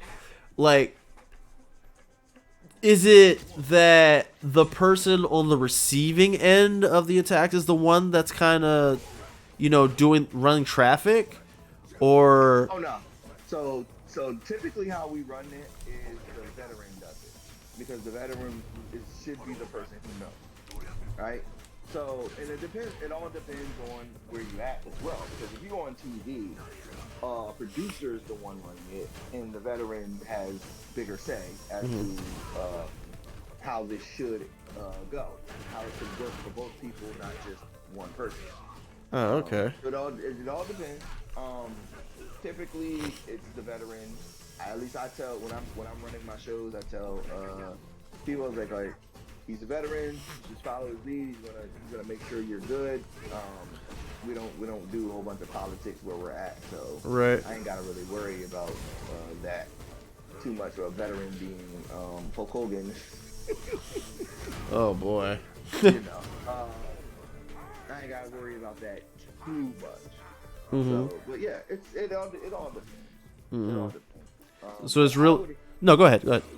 No, when I would run matches, especially if I'm running with matches with people that I'm a little more experienced in, what I would do is I say, what team? I would like to take whatever it is you can do, but I also don't want it to come out looking weak, because a lot of times I end up wrestling people who are way smaller than me. Right. Because people like that dynamic, unfortunately. Unless you can get somebody who's as big or bigger than you, and then those people love that as well. So what I would like to do, what I do is I find out, okay, what is it you do, what you want to do, right? What do you want to try? We can figure something out. I'll build up from there. Typically, it's always some type of crazy off the road type deal. Like what I love doing. It's not lazy. It's a lot of people would consider it lazy, but it's not. It's taking care of your body. What I would like to do is, like, if you're gonna, whatever you're gonna do, if it's not high impact or like, I'm not going to bump depending on how big you are. Okay. And again, most people weren't big enough to bump me. Right. So they would have to do double team moves, that type of deal, to bump me. Right, because you're a big guy. Yeah, so I'm taking. Oh, you want me to take that drop kick? I'm gonna no sell it. I'm gonna no sell it. You want me to do this? I'm gonna catch you. Like I would do things, but I would make it make sense. So, right. Like, you tried to drop kick me twice, but I no sold it. But at some point, I do something stupid and I run into something. Right. You stun me. I am now stunned. You drop kick me. I take that first bump and the crowd goes wild because you just worked to get me to take one bump. Right. And we don't have to do that much anymore in that match. But unless you want to go ahead and do your 540, right, your twisting kicks and and I used to like doing my little innovative, tricky kicks and stuff like that too. I got my little bag that I go into, especially when I'm wrestling somebody bigger than me. I'm like, oh yeah, you about to catch these. You about to catch all of my kicks. I was such a Booker T Mark. I was like, you catch all of these kicks. You catching every single kick. Yeah, because I've always wondered about the tech of a wrestling match, and if you say that it's really just dependent on the guys or gals that are working, that does make sense. Like, yeah. So okay. So you said, like, for you specifically, you try not to take too many bumps because you're trying to increase the shelf life of your body, which makes perfect sense. So. Yeah. So like, all right, so let's do a little experimente here. All right, Okay. so I'm a little bit on the fat side, about 200, I guess. Mm-hmm. And you and I have a match. Like, how would obviously you would be the veteran in the Yeah. ring, so What you do you would, do? huh? What do you do? What do I do? Okay, Yeah. What do you so do? we'll say theoretically I am a technical style mat wrestler for the most part. The ropes, turnbuckles would be limited to like either corner pressure, or if I'm whipping you off the ropes, it's either going to be like a clothesline or a drop kick or something. But for the most part, I'm trying to keep you on the ground. Uh, lot of locks, a lot of holds. My finisher would probably be a submission hold of some description. Okay. So So how during so that, so how would you steer that? this is how we're gonna go. Okay. We're gonna start simple. Okay. We're gonna do a little shit like, okay, just to establish. Well, people, since you're 200 pounds, we have to establish that I'm stronger than you. Okay.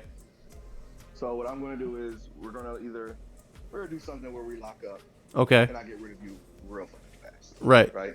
Like you just shove me and I roll like 3 times. I'm no, just no, not even just legit lock up, Uh-huh. push you off. You take that bump. Right. Or, as a matter of fact, you're 200 pounds. You don't have to take that bump. But if I push you off of me and it looks like, oh, I'm stronger. Uh-huh. Okay, so that's how we do it. Am I heel or face, or are you heel or face? What do you go over? We'll say that you're babyface, I'm heel. Okay, you're baby face. Okay,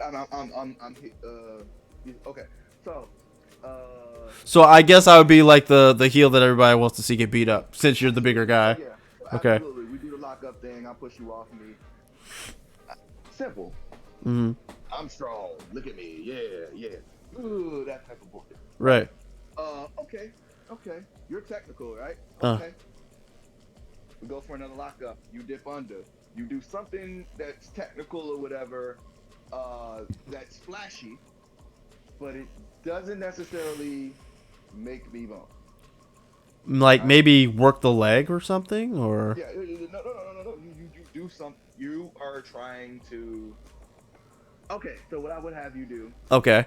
First of all, we would. First of all, I started this all wrong. Okay.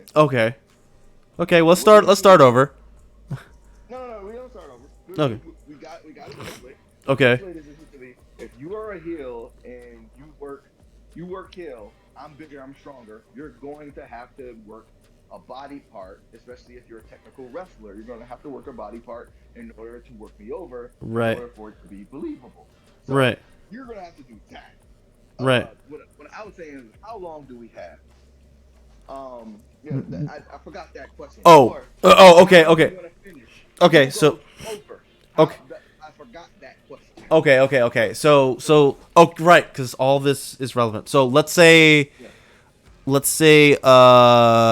15-minute time limit. Jesus Christ, you didn't main event. Oh, okay. See, already just that response in itself tells me so much more than what I know. All right, so okay. All right, it's a piss break match, so like 5-7 minutes. Okay, so it's like, okay, 5-7 minutes. easy. So we can easily do that. Okay, so Oh, you also you said we need to know who goes over, right? yeah. You know what? It's my damn channel. We'll say I go over. Go over. Okay, so you go over dirty. So you're a heel. We're gonna get you to go over dirty. You're going, and since you're technical, it's going to be a dirty pin. Okay. So what we're gonna do is, I also would be like, what do you do? But if you're a technical wrestler, we're going to do a bunch of technical stuff. Okay, we're going to kill your way. Right. So what you're gonna do is, you start off the same way, blah blah blah. Instead, the second time, I decide, go for a fucking thing, go for like a lockup or something. Okay. You duck under and you start giving my leg help, right? Right. Because I'm big, I'm strong, I'm no selling these. Okay. So maybe I get a hold of you, you powder out, right? Okay. You powder out. Okay, you powder out. Okay, blah blah blah blah. This is a fuck off match. Okay. I'm sorry. It's fine. It's fine. It's fine. Just do you, bro. Just do you. So I would say, okay, I don't know. I chase you. Okay, I'm a big, stupid, strong face. I want to get. You know what I'm saying? I don't know. I chase you into the. You try to do like a fucking drop kick or a Right. drop. I fake. I fake it. I do some. I do a little. I get an actual shine on you. Right? Okay. And remember, you were working my leg earlier. You kicked me in the leg a few times, and I like no sold it like nothing hurt. But you know, leg kicks going to hurt regardless. Right. No matter how strong you are, they're going to hurt. Right. Exactly. Leg kicking a big man is going to hurt. Right. It still hurt. It's just that you don't got no power to them right now because you got to break me down. Right. So I'm doing my shine, and at some point during my shine. So hold on. What's a shine? What's a shine? Oh, a shine is you get the crowd into it. The baby face. Oh, okay. Okay, so working the crowd. Okay, I got you. John Cena's doing his thing. You know, find not that's going to finish. I was about to say find another shovel. You know right. You know when he builds up to the 5 moves of doom. You know. Right. You know, first 3 moves essentially. No, I look like I'm about to do something. I don't know. You rake my eyes. Boom. Catch my leg. Foul. Like, we're already into like 4 minutes in the match, right? Right. Okay. So yeah. So we're going to go home pretty soon. You start working my leg. Right. And remember, we're doing a dirty pin. Right. You start working my leg. Now hold on. Is it gonna be a dirty pin? Does it have to be a dirty pin? It doesn't have to be if you're. It don't have to be. I mean, I know it has to be a dirty finish. I know that much, but does it specifically have to be a pin though? It has to be a dirty finish, but I'm doing dirty pin because I'm going to make it make sense. If you work my leg, right? Mm-hmm. If you work my leg, a whole bunch of times, and it got to the point where I'm kind of limping. To kick out a specialized pin, because if there's a regular pin and I'm going to kick out. Like I'm going to strength out of that. Right. If you do like something fucking dirty, I don't know, I'm not well versed on that technical language, but something that involves my leg and having to kick out, but also you doing something with the ropes that keeps me pinned at the same time. So my leg is messed up, and you got, something along those lines. And it's basically, so that's it. You at some point after you kicking me,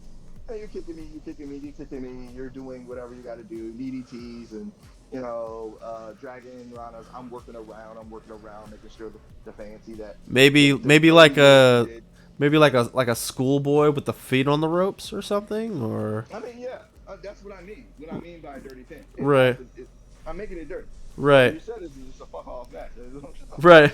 Yeah. This is the piss break right before the joint main event or something. Something like that. So yeah. So at some point after when you're working my leg, I start fighting. I'm fighting back the entire time. Don't get me wrong. You have to fight back the entire time. Right. But at some point, I finally, I start fighting up. What you basically also what you were doing when you caught me off guard and you kicked me in the leg and got me or whatever. Right. What you do is that's called the heat. That's you putting heat on it. That's okay. Getting the crowd into it. That's you telling the crowd to kiss your ass. You're the best in this ring. And look at your guy. Look at this guy. This guy is weak. This guy, he doesn't know any technical wrestling. Look at all these technical holds. Yeah, I got him in an Indian deathlock. And look, right. He can't even get out of this. All he got to do is move his hip this way. That's called the heat. Right. That's called the heat. At some point, I break that heat. That's for the comeback. And it's usually after, in a short match like this, after a comeback, I'm about to go for, you're gonna get a falsie. after the comeback or whatever. After that, you usually go home, and that means essentially we're gonna finish what the finish is, and whatever the finish is what the finish is. So, but if you're going to build a match, you build a match to make it make sense. Right. Some people don't do that nowadays. We do this whole thing where we call. They still do it. What they do is they pile up so much stuff that it gets convoluted to some extent. Professionals are also like guilty of this as well. But if you're going to build up a match, you build it up to make it make sense. It has to make sense. If it doesn't make sense, it leaves people like, okay, that was fake, Right. You can watch some stuff and it still, we all know this predetermined, but like when Brock Lesnar suplexed John Cena 16 times, John Cena looked helpless. Right. Like he looked like he couldn't do anything about it. And this guy just came from the UFC where he was the UFC champion. He beat like 3 heavyweights in order to do that. So, right. Like, 3 world-class heavyweights in the UFC to do that. So right. When Brock Lesnar comes back and suplexes John Cena over and over and over again, and John Cena can't do nothing, it looks real. Right. Because that's the whole point. Yeah.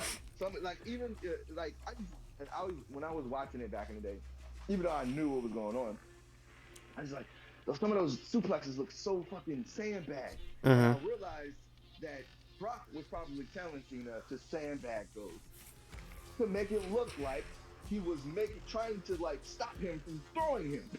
Right. It wasn't working anyway because he just kept getting dropped on his neck over and over and over. But that's just an example of like if you're gonna build up a match, you have to make sense, and that adds to the credibility of said match. But yeah, if we're gonna do it that way, if we were building it up that way, but that's how you do it. And sometimes like you notice that I wasn't being specific about the words about the moves we were using, correct? Right. I don't like it to be too specific. Rather, if it's going to be like specific, like a specific move you want, I want to go run through that move so that way I know what it feels like to take that move. Right. Right. But if we're doing little simple stuff like me chasing you around the ring, me faking getting in the ring, you do an elbow drop, I get in the ring, I take advantage, I do some shiny stuff, and I get to the point where I'm about to put you away, you rake my eyes, and that's it don't need to be planned out. Like so this is thing that we call working in the business. A lot of people don't know about this. Or some people they call it working, but they don't really know what working is. Okay. If you look at like a lot of the AEW stuff, and even honestly the WWE stuff to some extent, some of the Japan stuff, you can tell what's super choreographed and you can tell what's not. Right. When you can tell it's super choreographed, that they went through this over and over and over again, they were not working, that was just planned. Working is this is the skeleton of what we got while we're out there real building. Right. And the more you've been in the business and the more you know and the more wrestling IQ you have, the better you are at building that. Right. So you essentially just have like, okay, at this point of the match, we want to convey this message to the audience, but rather than just, pulling a Macho Man Randy Savage and like practicing spots or whatever, it's just when we get to this point, we just figure it out right there on the spot. So that's why it's funny because I got into an argument with a guy on TikTok about this, and he was saying like all these new girls on NXT are better than Natalya and all this stuff, and I don't know why they keep spotlighting Natalya. And I was like, you want to know why they keep spotlighting Natalya? Because Natalya, you could throw her in the ring with anybody and give her 2 minutes to build the match, and she will do she can do a 7, 8, 9 minute match just off of just what she knows without planning anything, and she will talk to you the entire. I've watched her do it. That's the reason why they do. Like, even though you can all like, it depends on what your taste is. Natalya's not a very charismatic person, right? But she knows her shit, and because she knows her shit, you could throw her out there, and a lot of times what people want to, you put the two new girls in there, you put the Right. two new people or the two new wrestlers in there. What happens when they mess up? Everybody knows they messed up. Yeah. And like the ref, you have to have a veteran ref in there in order for that to happen, because the veteran ref is listening to Vince or whoever is in his ear, and they will tell him what to tell them what to do. Right. But it's better to have someone who knows. Like, for example, when Pac got injured and Chris Jericho pulled the stuff he did when he pushed, was it Chris Robinson? You're talking about where he told the ref that he was hurt, right? Yeah. You're talking about that moment? Yeah, I remember that. Imagine that situation imagine that situation happening with two people who are new. Oh, yeah, The ref wouldn't have known, because a person who's 1-2 years in, even if they know that person is hurt, they probably going to freeze up. Right. So like, that's why part of the reason why the veteran, you always want a veteran and a younger person. That's why you always see that with wrestling. They're like, oh, they're burying him. No, what's actually happened is they're using that veteran to polish that new person up. Right. They're not getting buried. The veteran is teaching that new person. Right. Yeah, because how else are they going to learn? Because eventually, you know, if we're thinking positive about the whole thing, eventually, you know, that fresh face is going to have to be a veteran one day, and they're going to need to be able to know how to carry a match effectively, and be able to know how to answer certain anomalies that could potentially and quite frequently come up when it comes to matches. Like, daggone, when Shane McMahon came running down, was it WrestleMania? Yeah. And he pulled his dad and blew out his quads or whatever. Yeah. And the Miz was just like, he realized what happened, and he was just strafing the whole time. It was like, and then they had to get freaking Snoop Dogg to save the day. Yeah, I think they told Snoop to close on him. Like, that's what a veteran mind can do.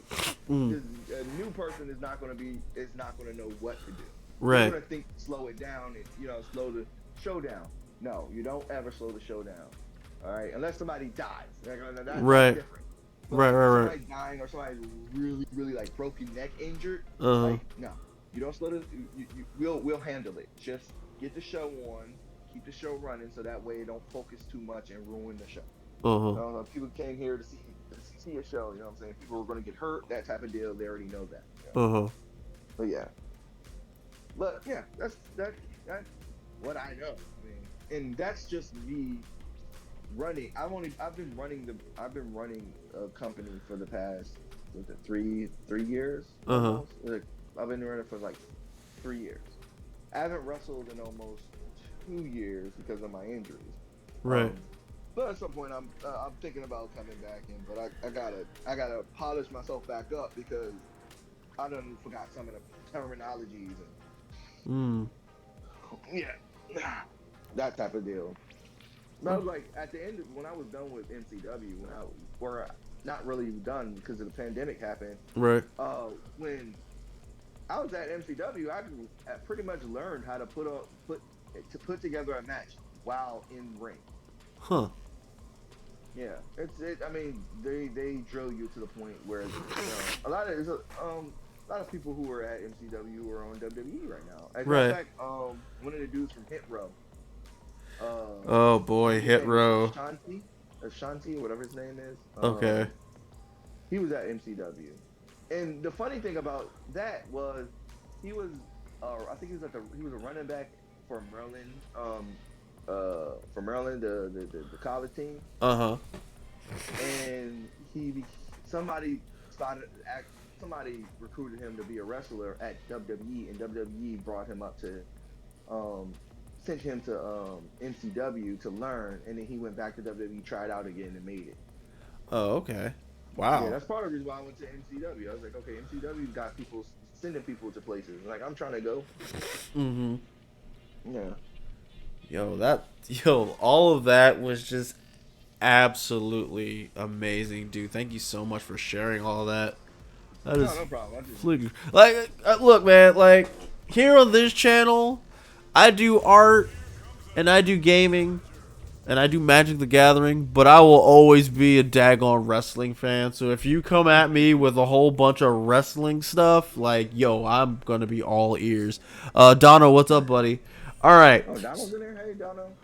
Not your Dono, it's my Dono, actually. Oh, your Dono.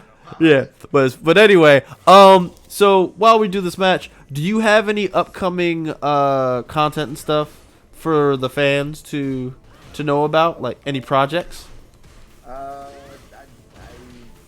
Other than the second comic book coming out within the next 2 months, that's pretty much it. Pretty much that. That's pretty much it. Well, what about your promotion that you have? Oh, well, first, we have a show in October 15th. Oh, okay. October 15th, we have a show.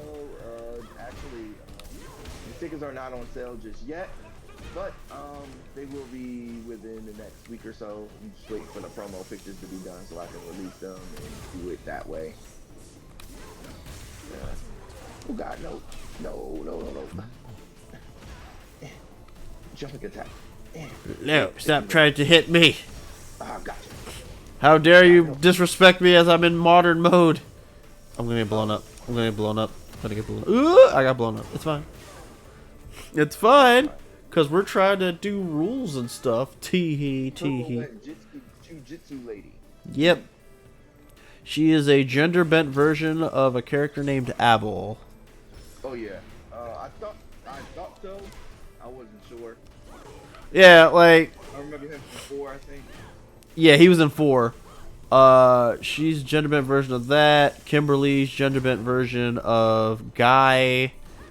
Let me see here. Aki, who hasn't come out yet, she's the gender-bent version of Fang. Aki. Is that the one that looked crazy with the doobie hairstyle, like the old salt and pepper hairstyle? I believe so. Yes. Okay. Yeah. She has white hair. Yeah. I seen. I was like, oh, that lady was crazy. Yeah. Oh wow, you got me. Yikes. And then like I think there was. I'm doing fine, Donna. How about yourself? And I think there was like one other who's also gender bent. I can't think of it right away. I think Marissa is her own character. She's pretty interesting though. And then yeah, so I feel like Street Fighter listen to people in their fetish shit. Well, I mean, they did that a long. That's a fetish, dude. Well, that's the thing though. It's like they did that a long time ago with Chun-Li. But that was specifically one of the people, you know, from the technical side. It was like they said for Chun-Li's design, she is always to have very large legs. That is a requirement. There will never be a Chun-Li outside of fan art that will not have large legs. Like that is her selling point. She will always have that every single time. And then it's like, because then if you look at it, you have Chun-Li with her legs, you have Cammy with her butt, Jury its feet, daggone, Armika, I think for her it's bust, though she does have butt as well. Manon, I think it's just that she's tall, right? Marissa, she's just bulky, because that is a fetish. And then with Aki, who's on the way, I think it's because she's weird. Yeah, there you go. Then you've got Kimberly because she's a person of color. You've got Lily because Atome. I think that's everybody. At least in Street Fighter. At least here in Street Fighter 6. Yeah, I think that's everybody. Yep. And then people get upset when they give Cammy pants, and I'm like, I don't know what you guys are upset about. She looks good in them, you know. But Yo, You already Anarchius. know that they're gonna. Yeah. No, go ahead. What were you about to say? Oh, I was going to say that you already know they're gonna have different outfits coming. Right. Come on, man. You already know they're gonna be mods for people who are on PC. Like, come on, man. Right. Like, This is true. This is all very, come very true. on. Oh, But Anarchius, did you have fun tonight? I did. I did. I enjoyed this conversation. I thought it was gonna. When you asked me, like, when you originally asked, I think you asked, you was like, is there anything off limits you want to talk about, or you don't want to talk about? I was like, what are you? What have you found out about me? Oh no, brother. Like, Yeah, I was like, what have you found out? yeah, don't feel bad. Freaking what's that radio guy's name again? Howard Stern. Howard Stern I am not. So No. you're fine. You're safe with me. Okay. Yeah. I'm glad. Thank you so much for taking the time to talk with me and on my channel. I greatly appreciate it. No problem. Anytime. If you have the channel up, is the information about your social media on screen correct? I have Twitter. Yeah. Okay. Yeah. Okay. My Good. Twitter is just follow my Twitter. I mean, that's where I put everything. Yeah. Okay. So, do you have anything else you want to share with us? Actually, hold on. Wait. In terms of your content, whether it's Judgment Day or it's any of your pro wrestling related, ventures, do you have any kind of rule of thumb in terms of going about either of those things for those out there of the creative persuasion? What do you mean? Like maybe like some type of words of wisdom for those who don't create. let people tell you no. Oh, say it again. Don't let people tell you no. Don't. If they if you have a good idea, right, and it's not gonna hurt anybody, it's not gonna hurt anybody's feelings, do it. Just do it. Don't try to be a perfectionist, because if you try to be, like I was telling you about earlier with One Piece, not Right. One Piece, One Punch. One Punch, yeah. Right? I did not start my comic book. I would probably be halfway through chapter 2 with my comic book if I had started when I wanted to start it. But I was so hung up on my art style that I didn't even try. I was so hung up on that. Don't try to be perfect. If you try to be perfect, or you try to, I'm gonna wait to this, I'm gonna wait to that, you're gonna wake yourself right out of not being able to do it. No, do it. Just do it. Do it. Don't even think about it. Do it. If you need help, you can find references.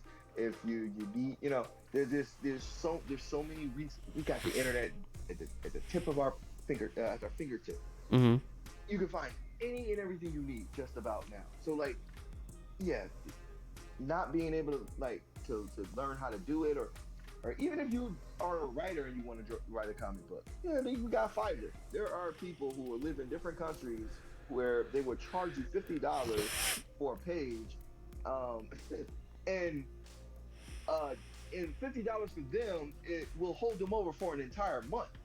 So like, it's a capitalist move. But if that's what you want to do, if that's what you want to get your story out there, do it. Just do it. Don't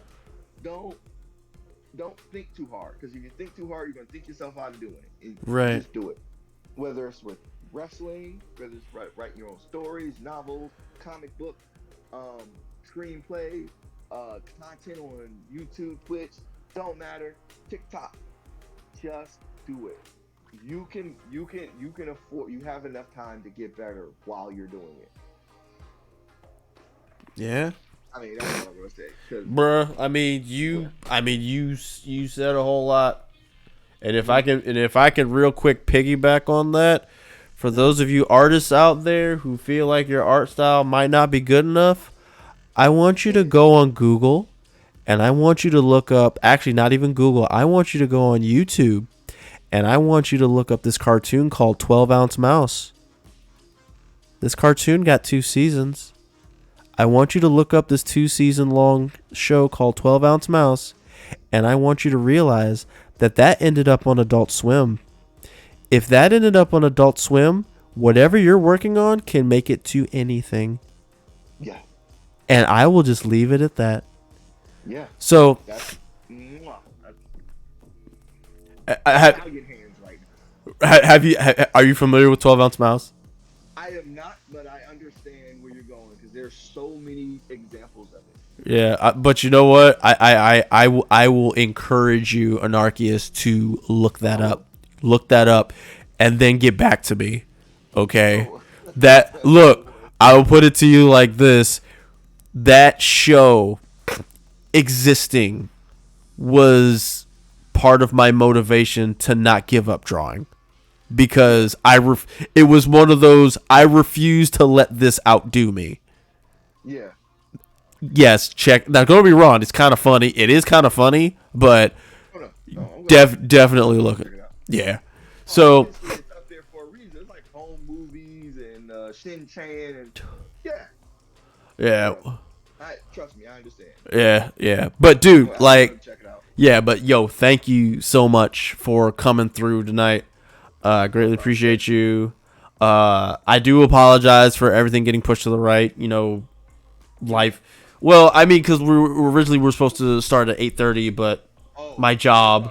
I usually stream, and actually, what I started doing was I got in trouble for it on YouTube, but like 2 weeks ago when you and Dono were when you were playing Street Fighter. I was streaming you guys playing like my reactions, and then I did it last week too.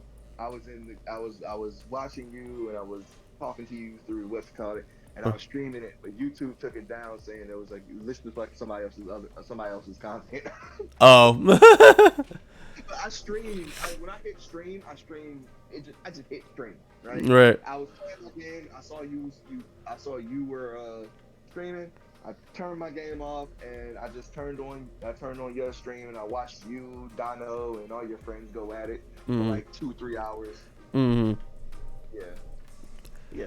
Well, yeah. Well, I appreciate your support, and I also appreciate, once again, can't express this enough, thank you so much for being my guest tonight. You have been a very interesting guest with a lot of interesting stories and insight, and I hope, for those of out there, make sure you guys follow AnarchiousEvo on Twitter, on Instagram. Keep up with his Indy Comic Book, Judgment Day. It's a really, really good read. Check it out. It's awesome. And yeah, so with all that being said, your man McAgee3, I stream every Tuesday, Friday, and Saturday at 10 p.m. Eastern Standard Time, USA. Unless my job decides to be stupid, but I digress. Tuesdays is Drawing for Turn, where we do art and Magic the Gathering related content. Fridays is TJ McAgee3. We do adventure games. Saturdays is Saturday Sluggers. We do fighting games. If you like what you saw, give your man a follow. If you love what you saw, give your man a sub. But either way, let folks know that McAgee3 is out here putting quality content for each and every one of you. Social media, follow me on Twitter, Instagram, and DeviantArt at McAgee3. I also have a YouTube channel called McAgee3 Productions, where I do my off-stream grind and McAgee3 Meetup series. This particular episode of McAgee3 Meetup will be found on the YouTube channel for those that did not catch it as we did it. So make sure you subscribe to the McAgee3 Productions YouTube channel and then hit the bell icon to get up to date of when this episode drops. So yeah, do that. It's good times. I'm also an artist. I do emotes, sub-badges, avatars, and banners, but currently I'm working on my original comic book, Blue Ninja, The Story of Nevaeh, which you can find on the DeviantArt page, deviantart.com/McAgee3. Episodes 1 through 5 can be found for your reading pleasure on the DeviantArt page. You can also find my mini-series, Shuriken Shorts, as well as my array of other art projects that I've done in the past as well. And I do encourage you to come through for the Drawing for Turn streams. I'll be working on episode 6. I'm on page 6 right now. And other art projects, and we'll just be talking about stuff and be vibing. It's what we do. So check all that stuff out. So, with all that being said, shout outs to Mr. Echo and Donovan AG 1997 for hanging out in the chat. You guys would love and appreciate it. Thank you. I appreciate all of the lurkers as well. AnarchiousEvo, our guest, thank you as well for being a part of this stream. Do you have any closing remarks on our way out the door? No. Thank you. Just thank you. No problem, brother. So, thank you one and all for spending your precious time with your man McAgee3. You all spending your precious time with your man McAgee3 lets me know that my content is worth your precious time, and your time is exactly that. It's very precious to me, so thank you very much. That is going to do it for tonight, you guys. I am starving. You all are wonderful and amazing, and I love each and every one of you. I will see you all tomorrow for another edition of Saturday Sluggers. If I don't see you tomorrow, I will see you on Tuesday for another edition of Drawing for Turn. And if for whatever reason I don't see you on Tuesday, I'll see you next week for another edition, actually for our September edition of TGI McAgee3. So you all have a wonderful, wonderful weekend. Have a wonderful, wonderful Saturday. And regardless of what's going on in the world right now, I will once again leave you all with this. It is always darkest before dawn. So you all have a wonderful, wonderful evening. Bye-nie.